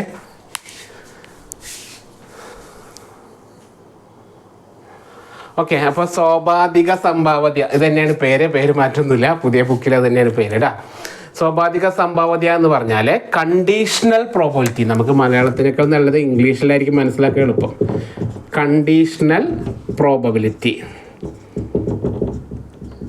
ഓർമ്മയുണ്ടാവും. കുറേ പേരൊക്കെ ഡിഗ്രി കുറേ വർഷം മുമ്പ് കഴിഞ്ഞവരാണ്, അതുകൊണ്ട് ഒന്ന് ഓർത്തെടുക്കാൻ നിങ്ങൾക്ക് അറിയാവുന്ന കാര്യം തന്നെയാണ് ഈ സാധനം. P(A)(B). ഇതിനെ പറയുന്ന പേരാണ് എന്ത്? Conditional probability. A(B) എന്ന് പറഞ്ഞാൽ എയുടെ പ്രോബബിലിറ്റിയാണ് കാണേണ്ടത്. മനസ്സിലായോ? എയുടെ പ്രോബബിലിറ്റി കാണണം given that B is already happened എന്ന് പറയും. B ഓൾറെഡി ഹാപ്പൻ ചെയ്തിട്ടുണ്ടാവും, B സംഭവിച്ചിട്ടുണ്ടാവും. എന്നിട്ട് ആ ബീനെ കണക്ട് ചെയ്തിട്ട് എയുടെ പ്രോബബിലിറ്റി കണ്ടുപിടിക്കുക. മനസ്സിലായോ? അതായത് ബിയുമായി ഒരു റിലേഷൻ ഉണ്ട്, ബി അവിടെ സംഭവിച്ചിട്ടുണ്ടാവും. മനസ്സിലായോ? എന്നിട്ട് എയുടെ probability, what is the probability of A? അതാണ് ശരിക്കും മീനിങ്. അതായത് probability of A given that be is happened എന്നാണ് ഡെഫിനിഷൻ. മനസ്സിലായോ? അതായത് മലയാളത്തിൽ പറയുകയാണെങ്കിൽ എ എന്ന ഈവൻ്റ് ബി എന്ന ഈവൻ്റ് സംഭവിച്ചതിന് ശേഷം എ എന്ന ഈവൻ്റ് വരാനുള്ള സാധ്യത. മനസ്സിലാവുന്നുണ്ടോ? അതായത് എ ഗിവൺ ബി എന്ന് പറഞ്ഞാൽ what is the probability of A given that be is happened. ഇതിനെ പറയുന്ന പേരാണ് കണ്ടീഷണൽ പ്രോബബിലിറ്റി. അതിൻ്റെ ഫോർമുല തൽക്കാലം ഓർമ്മയുണ്ടാവുമെന്ന് വിചാരിക്കുന്നു. P(A)(B)/P(B). ഈ ഗിവണിലുള്ള ആളായിട്ട് ഡിവൈഡ് ചെയ്യണം. അപ്പോൾ P(A)(B)യുടെ ഫോർമുല എന്താണ്? P(A)(B)/P(B). +2ൻ്റെ ടെക്സ്റ്റ് ബുക്ക് തുടങ്ങുന്നത് ഈ ഒരു പോർഷനിൽ നിന്നാണ് കേട്ടോ. മനസ്സിലായോ? +2ൻ്റെ. അപ്പോൾ ഇന്നലെ ഞാൻ +1ൻ്റെ ഞാനിപ്പോൾ ട്യൂഷൻ എടുത്തുകൊണ്ടിരിക്കണ്ടേ. അപ്പോൾ +1 പ്രോബബിലിറ്റി എന്നുള്ള ലാസ്റ്റ് ചാപ്റ്ററായി പഠിപ്പിച്ചുകൊണ്ടിരിക്കുമ്പോൾ മനസ്സിലാക്കാൻ പറ്റുന്നത് അതിലുള്ള ക്വസ്റ്റ്യൻസ് അതുപോലെയാണ് കേട്ടോ നമുക്ക് CSEക്ക് ചോദിച്ചാണ് സ്റ്റാറ്റിസ്റ്റിക്സ്. ഓക്കെ, അപ്പോൾ +1 +2ൻ്റെ ടെക്സ്റ്റ് ബുക്കിലെ ക്വസ്റ്റ്യൻസ് മാക്സിമം കവർ ചെയ്യാൻ വേണ്ടി ശ്രമിക്കുക. ഒരു അസാസിനേഷൻ എന്നുള്ളൊരു പ്രോബ്ലം ഉണ്ട്. What is number of chances that word is selection at random എന്ന് പറഞ്ഞിട്ട് അസാസിനേഷൻ എന്ന് പറഞ്ഞിട്ട് ക്വസ്റ്റ്യൻ +1 എടുക്കുന്നുണ്ട്. ആ ക്വസ്റ്റ്യൻ കണ്ട് ചോദിച്ചിട്ടുണ്ടോ ഏതോ ഒരു പഴയ വർഷത്തെ ക്വസ്റ്റ്യൻ പേപ്പറിൽ. ഓക്കെ, അപ്പോൾ അതുകൊണ്ട് ആ ടെക്സ്റ്റ് ബുക്ക് ഞാൻ വീണ്ടും പറയുന്നു, നിങ്ങൾ +1 +2ൻ്റെ അത്രയും ടോപ്പിക്സ് നന്നായിട്ട് കവർ ചെയ്ത് വരണം കേട്ടോ. ഇനി നിങ്ങളത് കുറേ പേർക്ക് ഇപ്പോൾ പഠിപ്പിക്കുന്നൊന്നുമില്ല, വെറുതെ ഇരിക്കുകയാണ്. +2 അത്ര ടച്ച് ഇല്ലാത്തവരുണ്ടാവും. ചിലപ്പോൾ ഒരു എക്സാമ്പിൾ പറഞ്ഞു കഴിഞ്ഞാൽ ഇപ്പോൾ 10ാം ക്ലാസ് വരെ വർഷങ്ങളായിട്ട് പഠിപ്പിക്കുന്ന ആൾക്കാർക്ക് നമ്മൾ +1 +2ലെ ടോപ്പിക്കൊക്കെ ചിലപ്പോൾ ടച്ച് ചെയ്ത് കുറച്ച് ബാക്കിലേക്ക് ആയിട്ടുണ്ടാവും. ഓക്കെ, അത് സ്വാഭാവികമാണ്. നമ്മളത് നോക്കിയിട്ടില്ലെങ്കിൽ എനിക്കിപ്പോൾ കുറേ തിയറി പോർഷൻസ്, ഇപ്പോൾ എക്സാമ്പിൾ ഫങ്ഷണലൊന്നും എനിക്കിപ്പോൾ യാതൊരു ഓർമ്മയും വരുന്നില്ല, കാരണം ഇപ്പോൾ നമ്മൾ പഠിപ്പിക്കുന്നില്ല, അതുകൊണ്ട് കേട്ടോ. അപ്പോൾ അങ്ങനെയൊക്കെ വരുമ്പോൾ എന്താ പറയുക, നമുക്ക് കുറച്ച് ബുദ്ധിമുട്ടുണ്ടാവും. എങ്കിലും നിങ്ങൾ നല്ല രീതിയിൽ പഠിച്ച ആൾക്കാരായിരുന്നു എന്ന് ഓർമ്മ ഉണ്ടാവണം. നമ്മൾ ഡിഗ്രിക്കൊക്കെ നല്ല മാർക്ക് മേടിച്ച ആൾക്കാരാണ്. അപ്പോൾ എന്ത് ചെയ്യുക, സ്വാഭാവികമായിട്ട് ഒന്ന് ശ്രമിച്ചു നോക്കുക, നിങ്ങൾക്ക് കിട്ടും. ഓക്കെ, അപ്പോൾ അത് അറിയില്ലായിട്ടിരിക്കരുത്. ഓരോ ദിവസം ഓരോ ചാപ്റ്റർ വെച്ച് നോക്കുക. എന്തായാലും ഞാൻ ഇനിയിപ്പോൾ അതും ബുദ്ധിമുട്ടാണെങ്കിൽ ഞാൻ എന്താ പറയുക, ഇപ്പോൾ എന്തായാലും +1 റിവിഷൻ അല്ലേ, യൂട്യൂബിൽ ചാനലിൽ ഫ്രീ ആയിട്ട് വീഡിയോസ് എടുക്കുന്നുണ്ട്. +1 +2 വീഡിയോസ് ഇടാൻ ഇപ്പോൾ കുറച്ചൊക്കെ തുടങ്ങിയിട്ടുണ്ട്, അത് ഇടുന്നുണ്ട്. അത് ചുമ്മാ നോക്കി പഠിച്ചോളൂ. ഓക്കെ, അപ്പോൾ എൻ്റെ സബ്സ്ക്രൈബേഴ്സിൻ്റെ എണ്ണം കൂടും ചെയ്യും. യെസ്, അത് ചുമ്മാ ഒന്ന് പറഞ്ഞെന്നുള്ളൂ. അങ്ങനെ അറിയാത്തവർക്ക് വേണ്ടി പറഞ്ഞതാണ്. +1 +2 തീരെ അറിയാത്തവരുണ്ടെങ്കിൽ അത് നോക്കി പഠിച്ചോളൂ കേട്ടോ. ഓക്കെ, അപ്പോൾ P of A given B എന്ന് പറഞ്ഞാൽ എന്താണ്? P of A intersection B by P of B. അതുപോലെ P of B given A എന്ന് ചോദിച്ചാലോ P of B intersection A എന്ന് പറയാം, അല്ലെങ്കിൽ P of A intersection B, എങ്ങനെയാലും കുഴപ്പമില്ല. P of B intersection A by P of A, അത് രണ്ടും സെയിം തന്നെയാണ്. ന്യൂമറേറ്റർ സെയിം തന്നെയാണ്. ഡിനോമിനേറ്റർ നോക്കുക, ഗിവൺ B എന്ന് പറയുമ്പോൾ P of B എന്ന് വരും, ഗിവൺ A എന്ന് പറയുമ്പോൾ P of A എന്ന് വരും കേട്ടോ. എഴുതാം, ജസ്റ്റ് ഒന്ന് നോട്ട് ചെയ്ത് വെക്കുക. ഇതിൽ നിന്ന് നമുക്ക് ചോദിക്കുന്ന ഒരു സെക്ഷൻ കൂടി പറയുകയാണ്. അതാണ് ഞാൻ കഴിഞ്ഞ ക്ലാസ്സിൽ ഇപ്പോൾ നമ്മുടെ ക്വസ്റ്റ്യൻ പേപ്പറിൽ ഇട്ട ക്വസ്റ്റ്യൻ.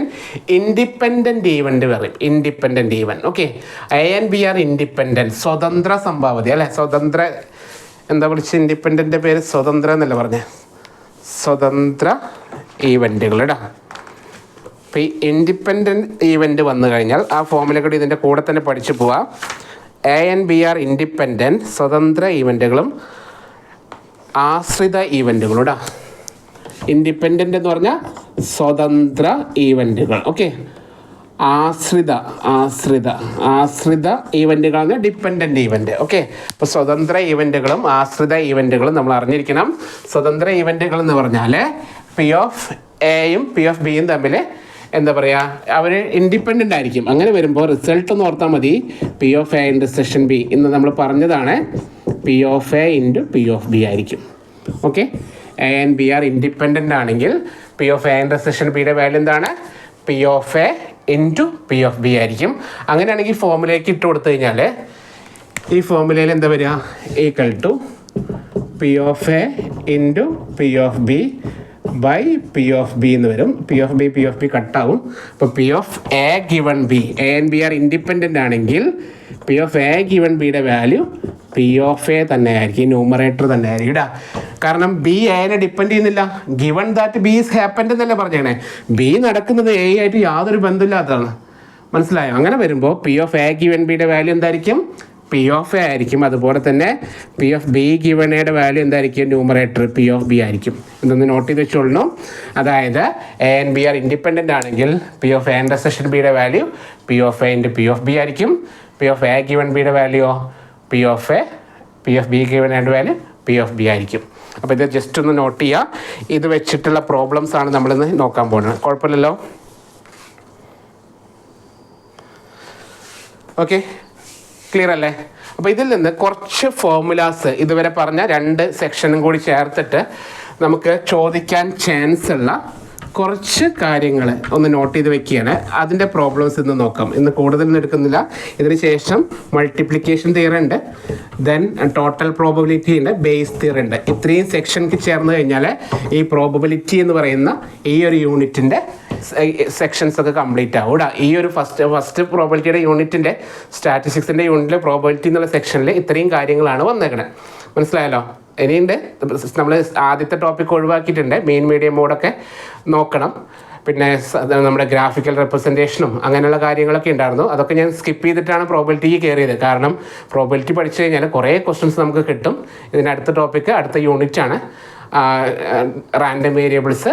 അവിടെ പ്രോബബിലിറ്റി യൂസ് ചെയ്യേണ്ടി വരും. അപ്പോൾ എല്ലാം കണക്റ്റഡ് ആയി പോകുന്നത്. ഇനിയുള്ള എല്ലാത്തിലും പ്രോബബിലിറ്റി യൂസ് വരുന്നുണ്ട്. അതുകൊണ്ട് തന്നെ ഇതാണ് ഞാൻ ആദ്യം തുടങ്ങിയത്. ഞാൻ തുടക്കത്തിലേ പറഞ്ഞിരുന്നു. മനസ്സിലായോ? അപ്പോൾ അതുകൊണ്ട് അടുത്ത ക്ലാസ്സിലാകുമ്പോഴത്തേക്കാണ് നമുക്ക് എന്ത് ചെയ്യാം, കണ്ടീഷണൽ പ്രോബബിലിറ്റിയുടെ മൾട്ടിപ്ലിക്കേഷൻ തിയറും അതുപോലെ total probability then base theorem അതൊക്കെ പഠിപ്പിച്ചു തരാം. ഇന്ന് നമുക്ക് ഇതുവരെ പറഞ്ഞ പ്രോബ്ലംസ് വെച്ചിട്ട് ക്വസ്റ്റ്യൻസ് നോക്കാം. അപ്പോൾ അതിന് വേണ്ടിയിട്ട് കുറച്ചുകൂടി ഫോർമുലാസ്, നമുക്ക് ആവശ്യമുള്ള ഫോർമുലാസ് ഞാൻ ഒന്നുകൂടി പറയുകയാണ്. അതായത് ഓൾറെഡി എഴുതിയതാണ്. അഡീഷൻ തിയറം എന്താണ്? P of A union B എന്താണ് നമ്മൾ പഠിച്ചത്? അതിന് മുമ്പ് ഒരു P of not A, സംഭവിക്കാതിരിക്കാനുള്ള പ്രോബബിലിറ്റീനെ നമ്മൾ A' എന്ന് വിളിക്കുന്നു. 1 - P of A എന്ന് പറയുന്നു കേട്ടോ. നമ്മൾ ഓരോന്ന് പഠിച്ചത് നോട്ട് ചെയ്ത് പോവാണ്. P of A union B എന്ന് പറഞ്ഞ അഡീഷൻ തിയറി എന്താ പഠിച്ചത്? P of A plus P of B minus P of A intersection B അല്ലേ? ഇതാണ് അഡീഷൻ തിയറി.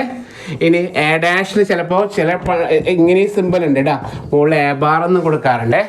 അങ്ങനെ വന്നാലും പി ഓഫ് എ ഡാഷ് തന്നെയാണ്. ഓക്കെ, ദെൻ ഇതിന് കുറച്ച് ഇത് ചിലപ്പോൾ P of A intersection B ഇവിടെ നിന്ന് കാണേണ്ടി വരെ. അപ്പോൾ ഇതിനടുത്ത് ഇങ്ങോട്ട് ഇടുക, ഇതിനടുത്ത് അങ്ങോട്ട് ഇടുക. മനസ്സിലായോ? അപ്പോൾ എങ്ങനെ എഴുതാം? P of A plus P of B minus P of A intersection B അങ്ങനെ എഴുതാം. ഇത് രണ്ടും അഡീഷൻ തിയറത്തിൽ നിന്ന് വരുന്നതാണ്. അടുത്തത് പിന്നെന്താ? പി ഓഫ് നോക്കണേ, നോട്ട് എ ആൻഡ് ബി എന്ന് ചോദിക്കും. ഇതിൻ്റെ അർത്ഥം എന്താണ്? ഇത് എക്സാമിനൊക്കെ ചോദിക്കാൻ ചാൻസ് ഉള്ള ക്വസ്റ്റ്യൻ ആണ്. എ സംഭവിക്കുന്നില്ല പക്ഷെ ബി സംഭവിക്കുന്നു. ഇപ്പോൾ നമ്മൾ 2023 ക്വസ്റ്റ്യനിൽ ഉണ്ടോന്നില്ല, ഞാൻ നോക്കിയില്ല, ജസ്റ്റ് പറഞ്ഞുതരാം, അടുത്ത ക്ലാസ്സിൽ എടുത്ത് പറഞ്ഞുതരാം. അതായത് രണ്ടാൾക്കാർ പ്രോബ്ലംസ് ചെയ്യുന്നു, ഇൻഡിപെൻഡൻ്റ് ആയിട്ട് പ്രോബ്ലംസ് ചെയ്യുന്നു എന്നോ അല്ലെങ്കിൽ അങ്ങനെ പ്രോബ്ലംസ് ചെയ്യുന്നു. എന്നിട്ട് എ പ്രോബ്ലം ചെയ്യാതെ ബി ചെയ്യാനുള്ള പ്രോബിലിറ്റി എന്താണെന്നൊക്കെ ചോദിക്കും. മനസ്സിലായോ? കണക്റ്റ് ആയിട്ട് അതാണിത്. Note A but B, A ഉണ്ട് ബി ഇല്ല. മനസ്സിലായോ? അങ്ങനെ വരുമ്പോൾ അതിന് പറയുന്ന പേര് എ ഡാഷ് ഇൻ്റർസെക്ഷൻ ബി എന്നാണ് കേട്ടോ. മനസ്സിലായോ? എ ഉണ്ട്, എ ഇല്ല, ബി ഉണ്ട്. അതിന് എക്ക് ഡാഷ് കൊടുക്കുക, ബിക്ക് കൊടുക്കുക. ഇങ്ങനെ വരുമ്പോൾ ഈ രണ്ടിലും ഡാഷ് ഇല്ലാത്തത് ഏതാ? ബി അല്ലേ? അപ്പോൾ പി ഓഫ് ബിയിൽ നിന്ന് P of A intersection B കുറച്ചാൽ മതി. തിരിച്ച് ചോദിക്കാറുണ്ട് P of A and not B. അപ്പോൾ അതിൻ്റെ അർത്ഥം എ ഉണ്ട് പക്ഷെ ബി ഇല്ല. അങ്ങനെ വരുമ്പോഴോ എ ഇൻ്റർസെക്ഷൻ ബി ഡാഷ് എന്ന് പറയും. ഈ ഫോർമുലാസ് ഒക്കെ ഒന്ന് ഓർത്ത് വെച്ച് പഠിച്ചോളേ, പെട്ടെന്ന് ഇങ്ങനത്തെ ക്വസ്റ്റ്യൻസ് ഒക്കെ ചോദിക്കാൻ ചാൻസ് ഉണ്ട് കേട്ടോ. അപ്പോൾ എന്ത് ചെയ്യാം? ഡാഷ് ഇല്ലാത്തത് എ അല്ലേ? പി ഓഫ് എയിൽ നിന്ന് P of A intersection B കുറച്ചാൽ മതി. അത് മനസ്സിലാക്കണമെങ്കിൽ നമ്മൾ വെൻ ഡയഗ്രം വരച്ച് പറയണം. മനസ്സിലാക്കണോ? ഇതെങ്ങനെയാണ് വന്നതിൻ്റെ പ്രൂഫ്? ഇപ്പം ഞാനിപ്പോൾ എ ഉണ്ട്, എ വരച്ചു, ഇവിടെ ബിയും വരച്ചു. ഓക്കെ, ഈ ഒരു ഭാഗമാണ് എന്ത്? എ ഇൻ്റർസെക്ഷൻ ബി അല്ലേ? ഇത് എ ഇൻ്റർസെക്ഷൻ ബി ആണ്. എ ഡാഷ് ഇൻ്റർസെക്ഷൻ ബി ആണ് കാണേണ്ടത്. എ ഡാഷ് എന്ന് പറഞ്ഞാൽ എന്താ? എ ഇല്ലാത്ത ഭാഗങ്ങൾ. എ ഇല്ലാത്ത ഭാഗം ഏതൊക്കെ വരിക? ഞാനൊന്ന് ഷെയ്ഡ് ചെയ്ത് കാണിച്ചു തരാം. ഇതിൽ എ ഇല്ലാത്ത ഭാഗം ഏതൊക്കെ? ഇതൊന്നും എ ഇല്ലേ, ഇതിലൊന്നും എ ഇല്ല കേട്ടോ. എ ഇല്ലാത്ത ഭാഗം ജസ്റ്റ് ഒന്ന് മനസ്സിലാക്കാൻ വേണ്ടി പ്രൂഫ് കാണിക്കണേ. ഇത് മനസ്സിലാക്കണമെന്നൊന്നുമില്ല, ബൈഹാർട്ട് ചെയ്താൽ മതി. ഓക്കെ, അതായത് എ ഇല്ലാത്ത ഭാഗത്താണ്. അപ്പോൾ ഇത്രയും ഭാഗത്തിൽ എന്തില്ല? ഞാൻ ഇപ്പോൾ ഷെയ്ഡ് ചെയ്ത ഭാഗത്തൊന്ന് ഷെയ്ഡ് ചെയ്ത ഭാഗത്തിന് മൊത്തം പറയുന്ന പേരാണ് എ ഡാഷ്. മനസ്സിലായോ? ഈ എ എന്നുള്ള ഭാഗം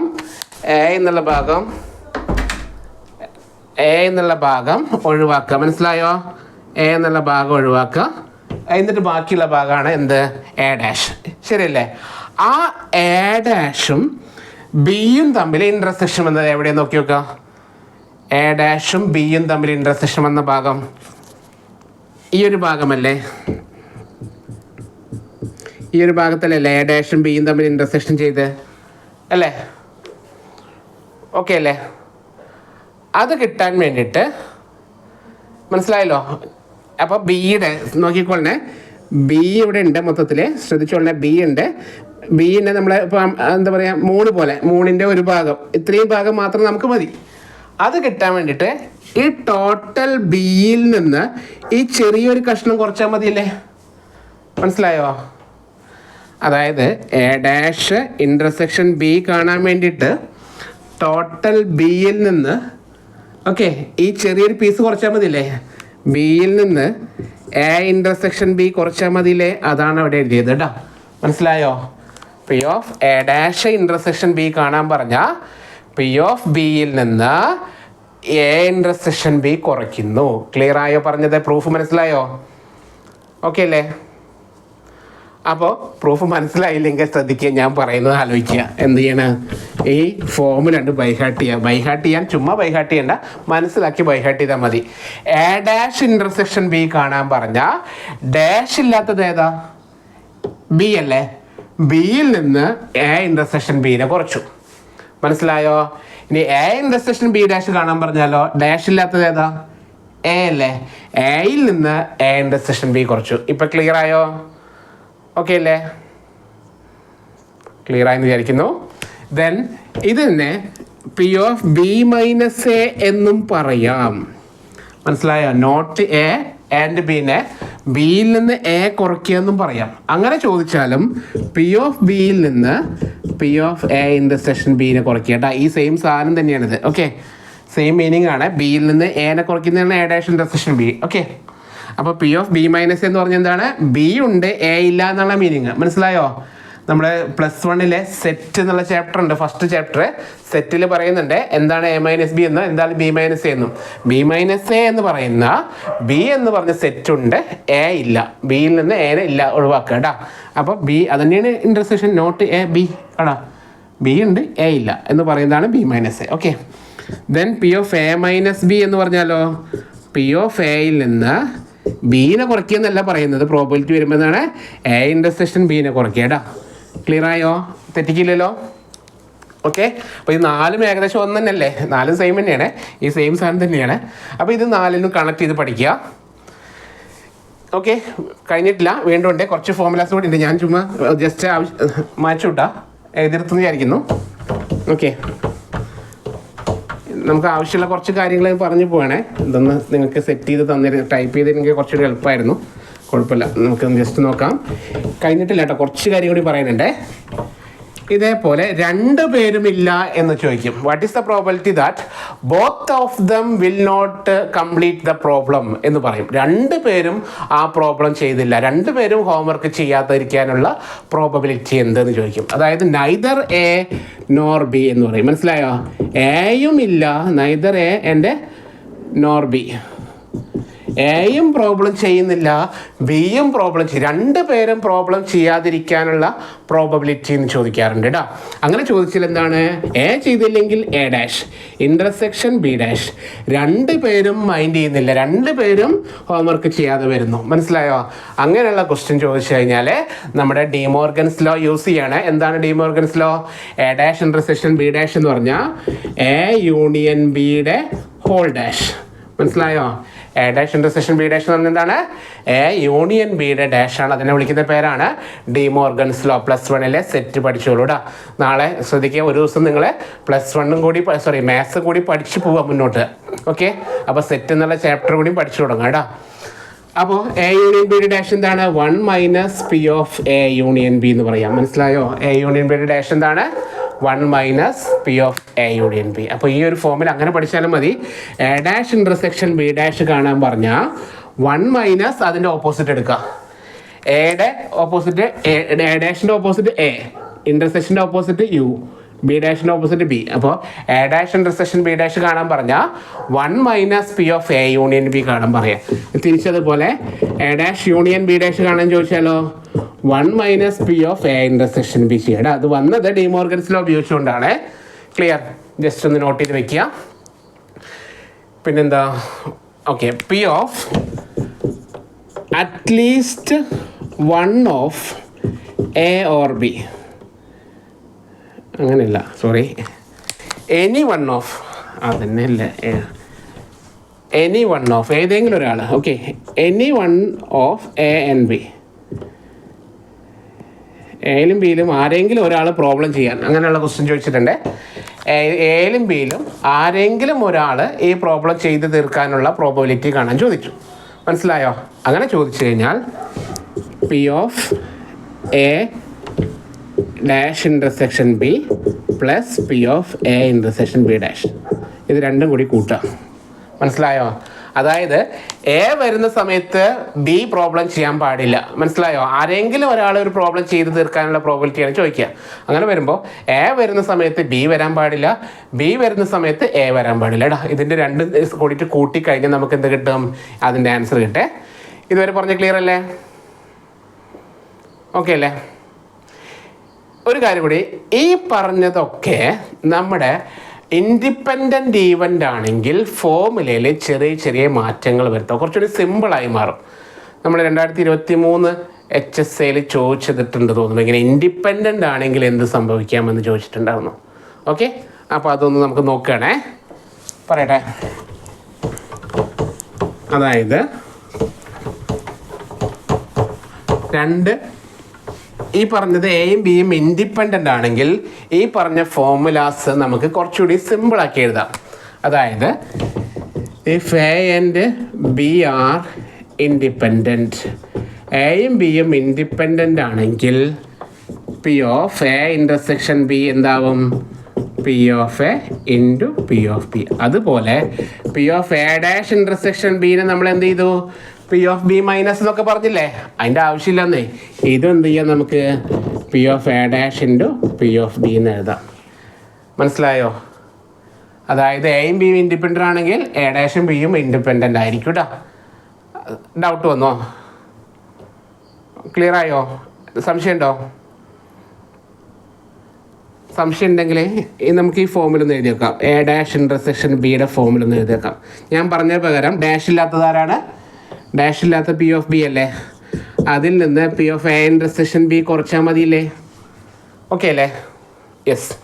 അപ്പോൾ പി ഓഫ് ബിയിൽ നിന്ന് എയും ബിയും ഇൻഡിപെൻഡൻ്റ് ആണെങ്കിൽ എ ഇൻ്റർസെക്ഷൻ ബിയിൽ നമുക്ക് എന്ത് എഴുതാം? P of A into P of B എന്ന് എഴുതിക്കൂടെ? സെറ്റല്ലേ? രണ്ടിലും പി ഓഫ് ബി കോമൺ അല്ലേ? അപ്പോൾ പി ഓഫ് ബീനെ ഔട്ട് സൈഡ് എടുത്തൂടെ? 1 മൈനസ് പി ഓഫ് എ എന്നാവില്ലേ? P of B into P of 1 minus P of എനെയാണ് നമ്മൾ എന്ത് വിളിക്കുക? പി ഓഫ് എ ഡാഷ് എന്ന് വിളിക്കുക കേട്ടോ. മനസ്സിലാവുന്നുണ്ടോ? അപ്പോൾ P of A dash intersection B എന്ന് പറഞ്ഞാൽ P of A dash into P of B എന്ന് എഴുതാം. എപ്പോഴാണ് ഇതൊക്കെ നടക്കുന്നത്? എയും ബിയും സ്വതന്ത്ര ഈവൻറ്റുകളാകുമ്പോൾ. മനസ്സിലായോ? A and B are independent event ആകുമ്പോൾ ഈ പറഞ്ഞ ഫോമുല, നേരത്തെ പറഞ്ഞ ഫോമുലാസ് ഒക്കെ നമ്മളൊന്ന് ചെറുതാക്കുകയാണ്, കുറച്ചുകൂടി ചെറുതാക്കുകയാണേ. അപ്പോൾ ഇതൊക്കെ നടക്കുന്നത് ശ്രദ്ധിക്കുക. എല്ലാ ഫോമിലും ചുമ്മാ അങ്ങനെ ബൈഹാർട്ട് ചെയ്യരുത്. എല്ലാത്തിലും ഇങ്ങനെ ഇൻറ്റു ആവില്ല കേട്ടോ. ഇൻഡിപെൻഡൻ്റ് എന്നുള്ള ആ ഒരു കണ്ടീഷൻ വന്നെങ്കിൽ മാത്രമേ ഇതൊക്കെ നടക്കുള്ളൂ. മനസ്സിലായോ? Independent, A and B are independent അല്ലെങ്കിൽ സ്വതന്ത്ര ഈവൻറ്റുകളാണെങ്കിൽ ഈ പറഞ്ഞ നേരത്തെ നമ്മൾ പഠിച്ച ഫോമുലാസിനൊക്കെ നമുക്ക് മാറ്റം വരുത്താം. എല്ലാം ചുമ്മാ മൾട്ടിപ്ലൈ ചെയ്ത് കൊടുത്താൽ മതി കേട്ടോ. അപ്പോൾ പി ഓഫ് എന്താണ്? എ ഇൻ്റർസെക്ഷൻ ബി ഡാഷ് എന്ന് പറഞ്ഞാൽ നമുക്ക് എങ്ങനെ എഴുതാം? P of A into P of B dash. അതുപോലെ P of A dash intersection B ഡാഷിനെ എങ്ങനെ എഴുതാം? P of A dash into P of B dash. മനസ്സിലാക്കുക, സിമ്പിളായിട്ട് ചെയ്യാം കേട്ടോ. പിന്നെ വേറെ എന്താ പറഞ്ഞേ? പിന്നെ ആ പറഞ്ഞൊക്കെ ഈ ഒരു കൺസെപ്റ്റ് ഉള്ളിലേക്ക് ഇൻ്റർസെക്ഷൻ വരുന്നൊക്കെ നമുക്ക് ആൻഡ് ആയിട്ട് അല്ല മൾട്ടിപ്ലൈ ചെയ്ത് എഴുതാം. അത്രേ ഉള്ളൂ. ക്ലിയർ അല്ലേ? സെറ്റാണല്ലോ അല്ലേ? യെസ്. ഇനി പ്രോബ്ലം പോവാടാ. പ്രോബ്ലത്തേക്ക് പോവാണേ. തൽക്കാലം സമയം കിട്ടുമെന്നറിയില്ല, അത്യാവശ്യം ആയില്ല. കുറേ തിയറി ഇന്ന് കുറേ പറയേണ്ടി വന്നു. ഓക്കെ, കുഴപ്പമില്ല. നമുക്കത് ഞാൻ പറഞ്ഞ് നമുക്ക് കുറച്ച് സമയം കൂട്ടേണ്ടി വരെ. ഇനി ഡെയിലി ക്ലാസ് വെക്കേണ്ടി വരും കേട്ടോ. ഞാൻ ആഴ്ചയിൽ 3 ക്ലാസ് കൊണ്ടൊന്നും ആവുമെന്ന് എനിക്ക് തോന്നുന്നില്ല. അപ്പോൾ ഞാൻ ജസ്റ്റ് ഒരു ക്വസ്റ്റിനിലേക്ക് പോവാവേ. കണ്ടീഷണൽ പ്രോബിലിറ്റിയുടെ ക്വസ്റ്റൻ ആണേ. അതിന് മുമ്പ് മറ്റേ ക്വസ്റ്റ്യൻസും ഉണ്ട് കേട്ടോ. ഒരു മിനിറ്റ്.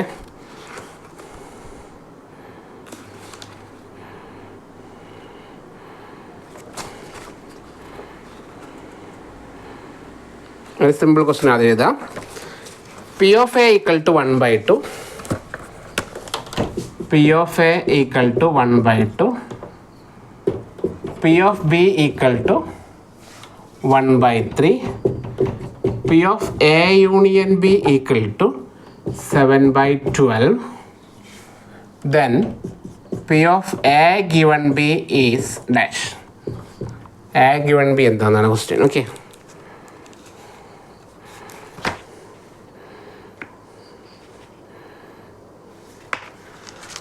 അപ്പോൾ പി ഓഫ് എ ഗിവൻ ബിയുടെ ഫോമിൽ എന്താ? P of A given B എന്ന് പറഞ്ഞാൽ ഞാൻ നേരത്തെ പറഞ്ഞ 2 പേര് intersection by P of B, ശരിയല്ലേ? പി ഓഫ് എ ഗിവൻ ബിയുടെ ഫോമിൽ എന്താണ്? P of A intersection B by P of B. ഡൗട്ടില്ലല്ലോ? ക്വസ്റ്റ്യനിൽ ഇൻ്റർസെക്ഷൻ തന്നില്ല, പക്ഷെ ആര് തന്നിട്ടുണ്ട്? യൂണിയൻ തന്നിട്ടുണ്ട്. മനസ്സിലായോ? അപ്പോൾ ഞാൻ പറഞ്ഞിരുന്നു ഫസ്റ്റ് നമ്മൾ പഠിപ്പിച്ചതാണേ, ഇൻ്റർസെക്ഷൻ യൂണിയൻ ഉപയോഗിച്ചുകൊണ്ട് കാണാം. അതിൻ്റെ പേരാണെന്ത്? അഡീഷൻ തിയറം അല്ലേ? അപ്പോൾ അഡീഷൻ തിയറം പ്രകാരം എന്താണ്? P of A union B എന്ന് പറയുന്നത് P of A plus P of B minus P of A intersection B ആണ്. നമുക്ക് ഇൻ്റർസെക്ഷൻ ആണ് വേണ്ടത് അല്ലേ? യൂണിയൻ തന്നിട്ടുണ്ട്, അപ്പോൾ അതിനെ പിടിച്ച് ഇങ്ങോട്ടിടുക, ഇതിനെ പിടിച്ച് അങ്ങോട്ടിടുക. മനസ്സിലായോ? അപ്പോൾ പി ഓഫ് എ ഇൻ്റർസെക്ഷൻ ബീനെ നമുക്ക് എങ്ങനെ എഴുതാം? P of A plus P of B minus P of A union B അതിലേക്ക് ഇട്ട് കൊടുത്തു. മനസ്സിലാവുന്നുണ്ടോ? അപ്പോൾ എങ്ങനെയാണ് 1/2 പ്ലസ് 1/3 മൈനസ് 7/12. ഓക്കെ, 12 കൊണ്ട് എൽ സി എടുക്കാൻ നല്ലത്, അതാണ് ഏറ്റവും ബെസ്റ്റ്. 12 ആയിട്ട് കോമൺ ആയിട്ട് എൽ സി എടുത്തു.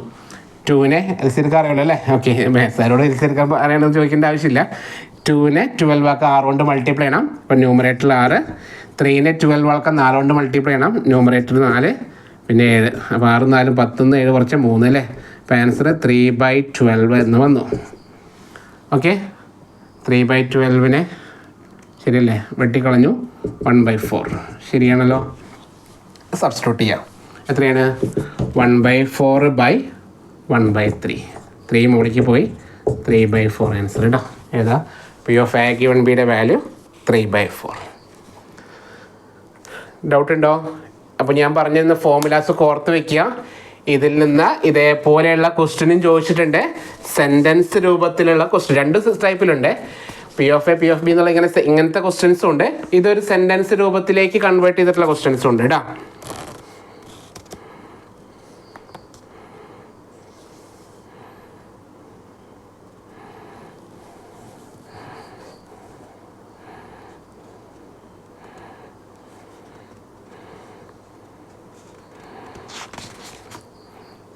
ഓക്കെ,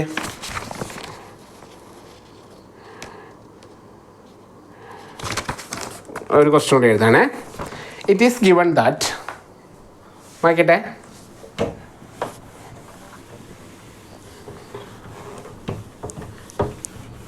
ഇനിയുള്ള ക്ലാസ്സുകൾ ഞാനിതേപോലെ മൊത്തം പബ്ലിക്കായിട്ട് കൊടുക്കുന്നില്ല കേട്ടോ. വീഡിയോ നമ്മുടെ ഗ്രൂപ്പിലുള്ളവർക്ക് മാത്രമേ കൊടുക്കുന്നുള്ളൂ.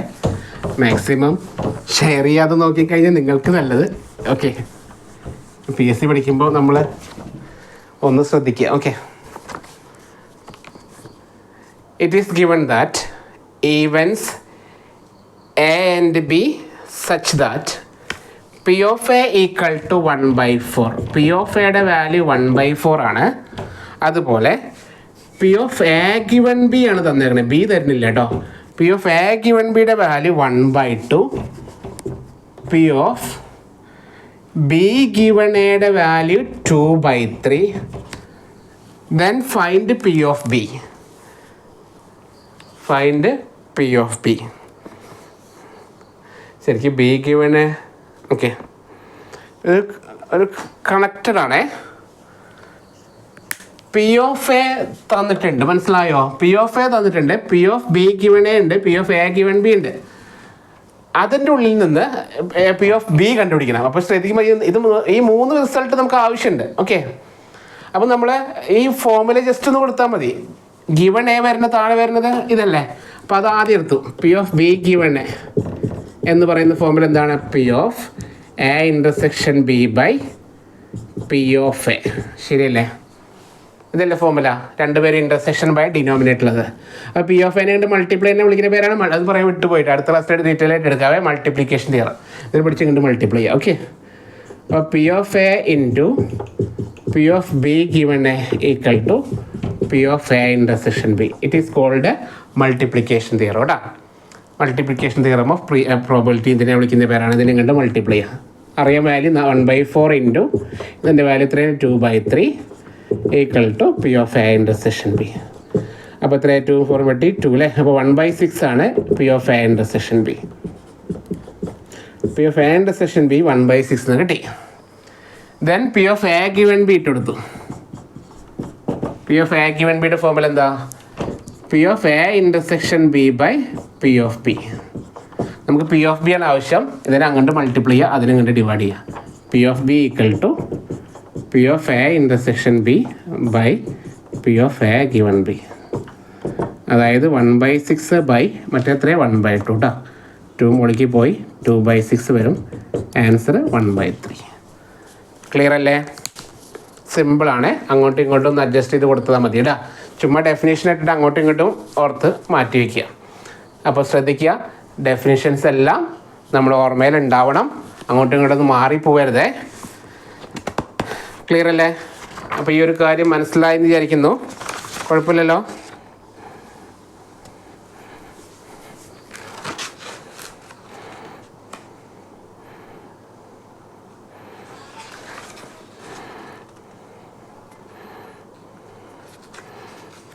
ഓക്കെ,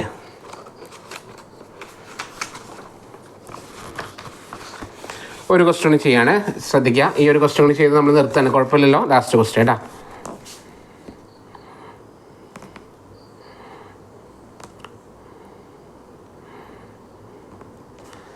ഓക്കെ അല്ലേ? ഇത് ഇത്രയും നോട്ട് ചെയ്തല്ലോ. ലാസ്റ്റ് ക്വസ്റ്റ്യൻസ്, നമുക്ക് സമയമില്ല, തൽക്കാലം ഒരു ക്വസ്റ്റ്യൻ ചെയ്തിട്ട് ബാക്കി അടുത്ത ക്ലാസ്സിൽ എടുക്കാവേ. അടുത്ത ക്ലാസ്സിൽ ഈ ബേസ് തിയറത്തിക്ക് നമ്മൾ പോകണില്ല, ഇവിടെ തന്നെ നമുക്ക് അത്യാവശ്യം ചെയ്യാനുണ്ട് പ്രോബ്ലംസ്. മനസ്സിലായോ? അപ്പോൾ ഒരു ക്ലാസ് കൂടി നമ്മൾ ഇതുവരെ പഠിപ്പിച്ച ക്വസ്റ്റ്യൻസ് ഒക്കെ വീണ്ടും റിപ്പീറ്റ് ചെയ്ത് ചെയ്യണം. ഇമ്പോർട്ടൻ്റ് ആയിട്ടുള്ള ക്വസ്റ്റ്യൻസ് ഒക്കെ ചെയ്യണം. കാരണം ഞാനെല്ലാം ഇപ്പോൾ ഡയറക്റ്റ് ക്വസ്റ്റ്യൻസ് ആണ് ചെയ്യിപ്പിച്ചത്. ഒന്ന് വളഞ്ഞ് തിരിഞ്ഞുള്ള ക്വസ്റ്റ്യൻസ് നമ്മൾ ഇതുവരെ പോയിട്ടില്ല. ഇനി അങ്ങോട്ട് പോകണം കേട്ടോ. ഓക്കെ, അപ്പോൾ അതേപോലത്തെ ഒരു ക്വസ്റ്റ്യൻ ആണ്. ജസ്റ്റ് ഒന്ന് എഴുതിയിട്ട് നിർത്താം. A problem in maths is given to, just question കുറച്ച് ലെങ്ത് ആണ്, ഒന്ന് എഴുതാം. A problem in maths is given to 2 students A and B. 2 students A and B. 2 സ്റ്റുഡൻസിന്, ഇത് +1ൻ്റെ ബുക്കിലുള്ള ക്വസ്റ്റ്യൻ ആണ് കേട്ടോ. +1ൻ്റെ ബുക്കിലുള്ള ക്വസ്റ്റ്യൻ ആണ്. +1 അല്ല, +2ൻ്റെ ബുക്കിൽ, sorry. Okay, 2 students A and B. The probability of solving the problem by A and B independently, probability of solving the problem A and B independently by A and B is, independently by A and B is 1/2 and 1/3 respectively. 1/2 and 1/3 respectively. Find the probability that first question, exactly one solve the problem. നമുക്ക് അതിൻ്റെ കൂടെ തന്നെ ചെയ്തു പോവാം. Question answer കൂടെ തന്നെ ചെയ്യാം. അതായത് ക്വസ്റ്റ്യൻ എത്രയേ ഉള്ളൂ, 2 വാല്യൂസ് തന്നിട്ടുണ്ട്. 2 പേര്, 2 സ്റ്റുഡൻസ് ഉണ്ട്, എയും ബിയും. ആ 2 പേരും പ്രോബ്ലം ചെയ്യുന്നു. 2 പേരും ഇൻഡിപെൻഡൻ്റ്ലി, അതായത് ഇപ്പോഴത്തെ പിള്ളേരാണെങ്കിൽ ഫുൾ കോപ്പി അടിച്ചിട്ടാണ് ചെയ്യുന്നത്. ഒരാൾ ചെയ്ത് കഴിഞ്ഞാൽ മറ്റേ ഡിപ്പെൻഡ് ചെയ്തിട്ടാണ് ചെയ്യുന്നത്. എല്ലാ മിക്ക ക്വസ്റ്റ്യനിലും അങ്ങനെയാണ്. നമ്മൾ ഹോംവർക്ക് കൊടുത്തു കഴിഞ്ഞാൽ ഒരാൾ പ്രോബ്ലം ചെയ്ത് അടുത്ത ആൾ എല്ലാവരും ചെയ്തിട്ടുണ്ടാവും. ഒക്കെ ഡിപ്പെൻഡൻ്റ്ലി ആണ്. പക്ഷേ ഇൻഡിപെൻഡൻ്റ്ലി പ്രോബ്ലം ചെയ്യാനുള്ള പ്രോബിലിറ്റി എത്രയാണ്? പി ഓഫ് എയുടെ പ്രോബിലിറ്റി 1/2, പി ഓഫ് ബി ചെയ്യാനുള്ള പ്രോബിലിറ്റി 1/3 ആണ്.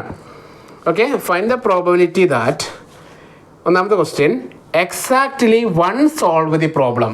അതായത് probability that exactly 1 solve the problem. ഒന്ന് പറയാൻ പറ്റുമോ? എന്താണ് ഞാൻ പഠിപ്പിച്ച് കഴിഞ്ഞത്? ഞാനിപ്പോൾ പഠിപ്പിച്ച് കഴിഞ്ഞു. ആരെങ്കിലും ഒരാൾ പ്രോബ്ലം ചെയ്യാനുള്ള പ്രോബിലിറ്റി എന്തായിരിക്കും വരിക? എക്സാക്ട്ലി 1 ആണ്. ഒരാൾ ചെയ്യുമ്പോൾ മറ്റൊരാൾ ചെയ്യാൻ പാടില്ല, അതാണ് ഉദ്ദേശിച്ചത്. മനസ്സിലായോ? അപ്പോൾ ഫോമുല ഓർക്കുന്നുണ്ടാവും. ഫോമുല പറയാൻ പറ്റുമോ? നമ്മളിപ്പോൾ ഇത്രയും നേരം പറഞ്ഞു.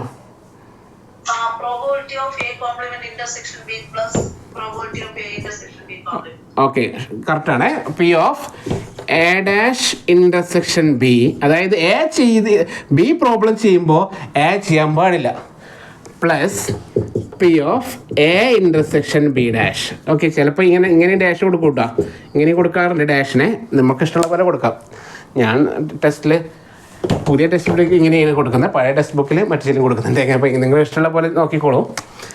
ഈക്വൽ ടു, അപ്പോൾ ഇതിന് ഫോമുല നമ്മൾ പറഞ്ഞ രീതിയിൽ +1 പഠിപ്പിക്കുന്നത് എങ്ങനെയെന്നറിയോ? +1 പഠിപ്പിക്കുന്നത് P of B minus P of A intersection B, അങ്ങനെ ചെയ്താൽ മതി. പക്ഷേ ഇവിടെ എയും ബിയും ഒരുമിച്ച് ചെയ്യാനുള്ള പ്രോബിലിറ്റി ക്വസ്റ്റ്യനിൽ പറയുന്നില്ല.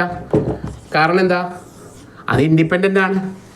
അങ്ങനെ ഒരു കാര്യം പറയാത്തതുകൊണ്ട് അത് ഇൻഡിപെൻഡൻ്റ് ആണ് പറഞ്ഞേക്കുന്നത്. മനസ്സിലായോ? അപ്പോൾ പി ഓഫ് എൻ്റെ പി ഓഫ് ബി എന്നാണ് അത് വരുന്നത്. അപ്പോൾ അതുകൊണ്ട് ആ ഫോമുല, ഞാൻ +1 പറഞ്ഞ ഫോമുല വേണ്ട. ഇതെന്താ? ഇത് ഇൻഡിപെൻഡൻ്റ്ലി അല്ലേ പറഞ്ഞേക്കണേ. അപ്പോൾ എന്ത് ചെയ്താൽ മതി? വളരെ സിമ്പിളാണ്. P of A dash into P of B plus P of A into P of B dash എന്ന് കൊടുത്താൽ മതി. മനസ്സിലായോ? പക്ഷെ പി ഓഫ് എ തന്നിട്ടുള്ളൂ, പി ഓഫ് എ ഡാഷ് തന്നിട്ടില്ല. അത് നമ്മൾ കണ്ടുപിടിക്കണം. 1 minus P of A, 1 minus 1/2 equal to 1/2.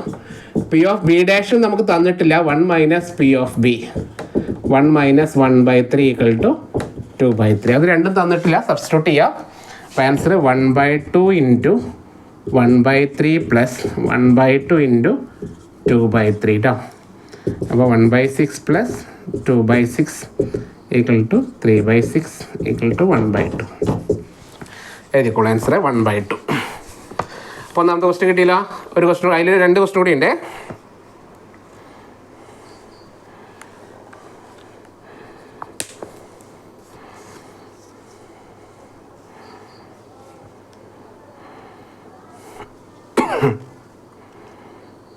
Second question, P of at least one solve the problem. P of at least one solve the problem. Probability of at least one. ആരെങ്കിലും ഒരാളെങ്കിലും problem ചെയ്യാം. അപ്പോൾ ഒരാൾ ചെയ്താലും കുഴപ്പമില്ല, 2 ആൾ ചെയ്താലും കുഴപ്പമില്ല. Okay, at least one solve the problem. At least one ആണ്, മനസ്സിലാക്കിക്കൊള്ളണേ. ഇത് 2 രീതിയിൽ പ്രോബ്ലം ചെയ്യാം. P of at least one problem solve ചെയ്യും. ഒരാൾ പ്രോബ്ലം ചെയ്യാനുള്ളതാണ് പി ഓഫ് അറ്റ്ലീസ്റ്റ് വൺ. അപ്പോൾ ഈ പ്രോബ്ലം നമുക്ക് 2 രീതിയിൽ ചെയ്യാവേ. അറ്റ്ലീസ്റ്റ് വൺ എന്ന് പറഞ്ഞാൽ എന്താ? ആരെങ്കിലും ഒരാളെങ്കിലും പ്രോബ്ലം ചെയ്യുന്നതാണ്. അപ്പോൾ ഒരാൾ പ്രോബ്ലം ചെയ്യാനുള്ള പ്രോബിലിറ്റി പ്ലസ് 2 ആളും പ്രോബ്ലം ചെയ്താൽ പ്രശ്നമൊന്നുമില്ല. അതാണ് അറ്റ്ലീസ്റ്റ് മീനിങ്. ഓക്കെ, അപ്പോൾ നമുക്ക് 2 രീതിയിൽ വേണമെങ്കിൽ പ്രോബ്ലം ചെയ്യാം. അതായത് ഒന്നെങ്കിൽ P of exactly 1 person solve the problem plus P of 2 solve the problem. മനസ്സിലായോ? ഒരാൾ സോൾവ് ചെയ്യുന്നത് പ്ലസ് 2 ആൾ സോൾവ് ചെയ്തത്. അതാണ് അറ്റ്ലീസ്റ്റ് വണ്ണിൻ്റെ മീനിങ്. 2 രീതിയിൽ പ്രോബ്ലം ചെയ്യാവേ. അപ്പോൾ ഒരാൾ സോൾവ് ചെയ്യാന്ന് പറഞ്ഞാൽ എന്തൊക്കെയാണ്? ഒരാൾ സോൾവ് ചെയ്തത് ഇപ്പോൾ നേരത്തെ നമ്മൾ കണ്ടുപിടിച്ചത്, മനസ്സിലായോ? തൊട്ട് മുമ്പ് ചെയ്തത് മനസ്സിലായോ? പി ഓഫ് അതിന് വീണ്ടും എഴുതണ്ടല്ലോ. തൊട്ട ഒന്നാമത്തെ ക്വസ്റ്റ്യൻ ചെയ്തതാണ് ഒരാൾ ചെയ്യുന്നത് അല്ലേ? ആരെങ്കിലും ഒരാൾ ചെയ്യുന്ന പ്രോബ്ലം അല്ലേ? അപ്പോൾ അതിൻ്റെ പ്രോബിലിറ്റി 1/2 അല്ലേ നമുക്ക് കിട്ടിയത്? മനസ്സിലായോ? സ്റ്റെപ്പ് എഴുതണോ വീണ്ടും? വേണ്ടല്ലോ. എക്സാക്ട്ലി 1 സോൾവ് ചെയ്ത പ്രോബ്ലം എന്ന് പറഞ്ഞാൽ നേരത്തെ നമ്മൾ ചെയ്ത ആൻസർ. ഇതിൻ്റെ ആൻസർ നമ്മൾ കണ്ടുപിടിച്ചതുകൊണ്ട് ഞാൻ 1/2 എടുത്തു. പ്ലസ് 2 സോൾവ് ചെയ്ത പ്രോബ്ലം എന്ന് പറഞ്ഞാൽ 2 പേരും പ്രോബ്ലം സോൾവ് ചെയ്യുന്നതാണ് അല്ലേ? 2 പേരും സോൾവ് ചെയ്യണമെങ്കിൽ എന്ത് ചെയ്യാം? എ ഇൻ്റർസെക്ഷൻ ബി ആണ് കേട്ടോ. 2 പേരും ചെയ്യണം. മനസ്സിലായോ? അപ്പോൾ എങ്ങനെ വരിക? 1/2 plus P of A into P of B.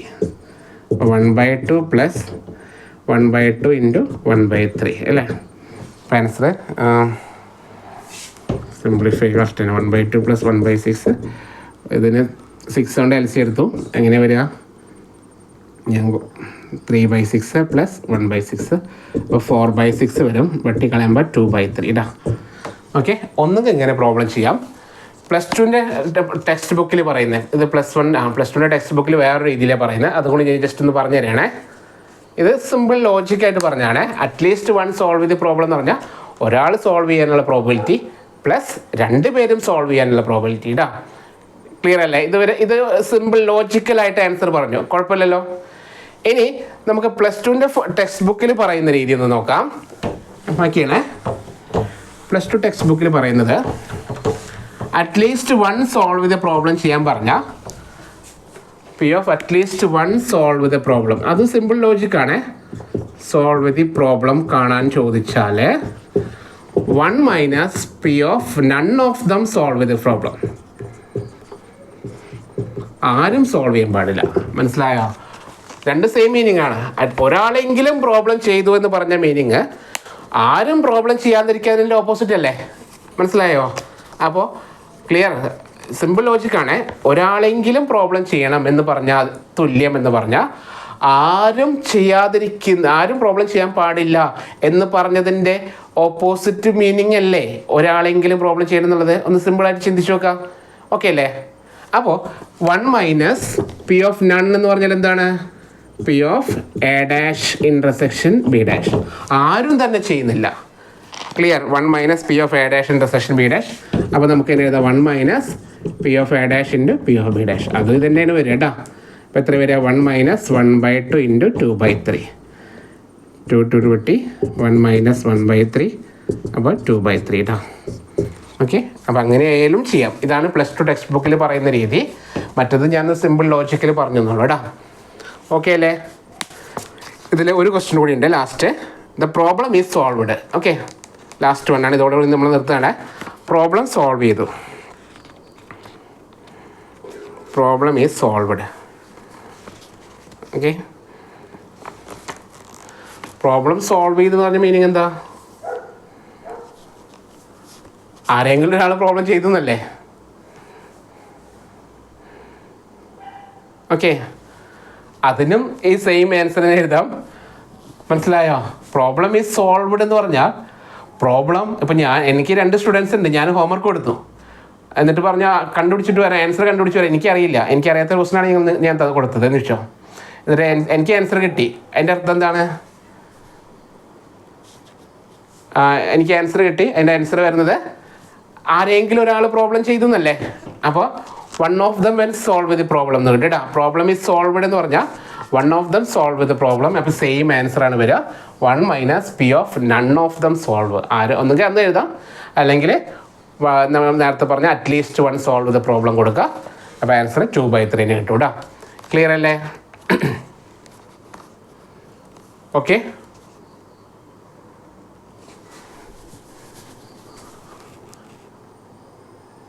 നമുക്കിതിന് വേറെ രീതിയിലൊന്ന് പറയാം. അതായത് പ്രോബ്ലം ഈസ് സോൾവ്ഡ് എന്ന് പറഞ്ഞ മീനിങ് ഒന്നുകിൽ ഇത് തന്നെയാണ് answer, at least 1 of them solve with problem അല്ലേ?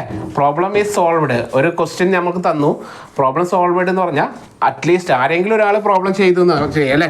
അപ്പോൾ ഇതിങ്ങനെ ചെയ്താലും മതി. ഇതിന് വേറെ രീതിയിൽ നമുക്ക് വേണമെങ്കിൽ പറയാം. എന്താണ്? പ്രോബ്ലം ഈസ് സോൾവ്ഡ് എന്ന് പറഞ്ഞാൽ problem is solved by any one of them. ആരെങ്കിലും ഒരാൾ പ്രോബ്ലം സോൾവ് ചെയ്താൽ മതിയില്ലേ? അപ്പോൾ അതിന് A or B എന്ന് കൊടുത്തൂടെ? A അല്ലെങ്കിൽ B സോൾവ് ചെയ്താൽ മതി അല്ലേ? അപ്പോൾ അതിലേക്ക് കണക്ട് ചെയ്ത് എന്താ വരിക? യൂണിയൻ ബി അല്ലേ? P of A plus P of B minus P of A intersection B. അതിൽ കൊടുത്താലും ആൻസർ കറക്റ്റ് കിട്ടേണ്ടതാണ്. 1/2 + 1/3 മൈനസ് A ഇൻ്റർസെക്ഷൻ ബിയിൽ നമ്മൾ P of A into P of B എന്ന് കൊടുക്കാം. കാരണം എന്താണ് question A and B are independent എന്ന് പറഞ്ഞിട്ടുണ്ട് കേട്ടോ. അപ്പോൾ 1/2 + 1/3 മൈനസ് 1/2 ഇൻറ്റു 1/3.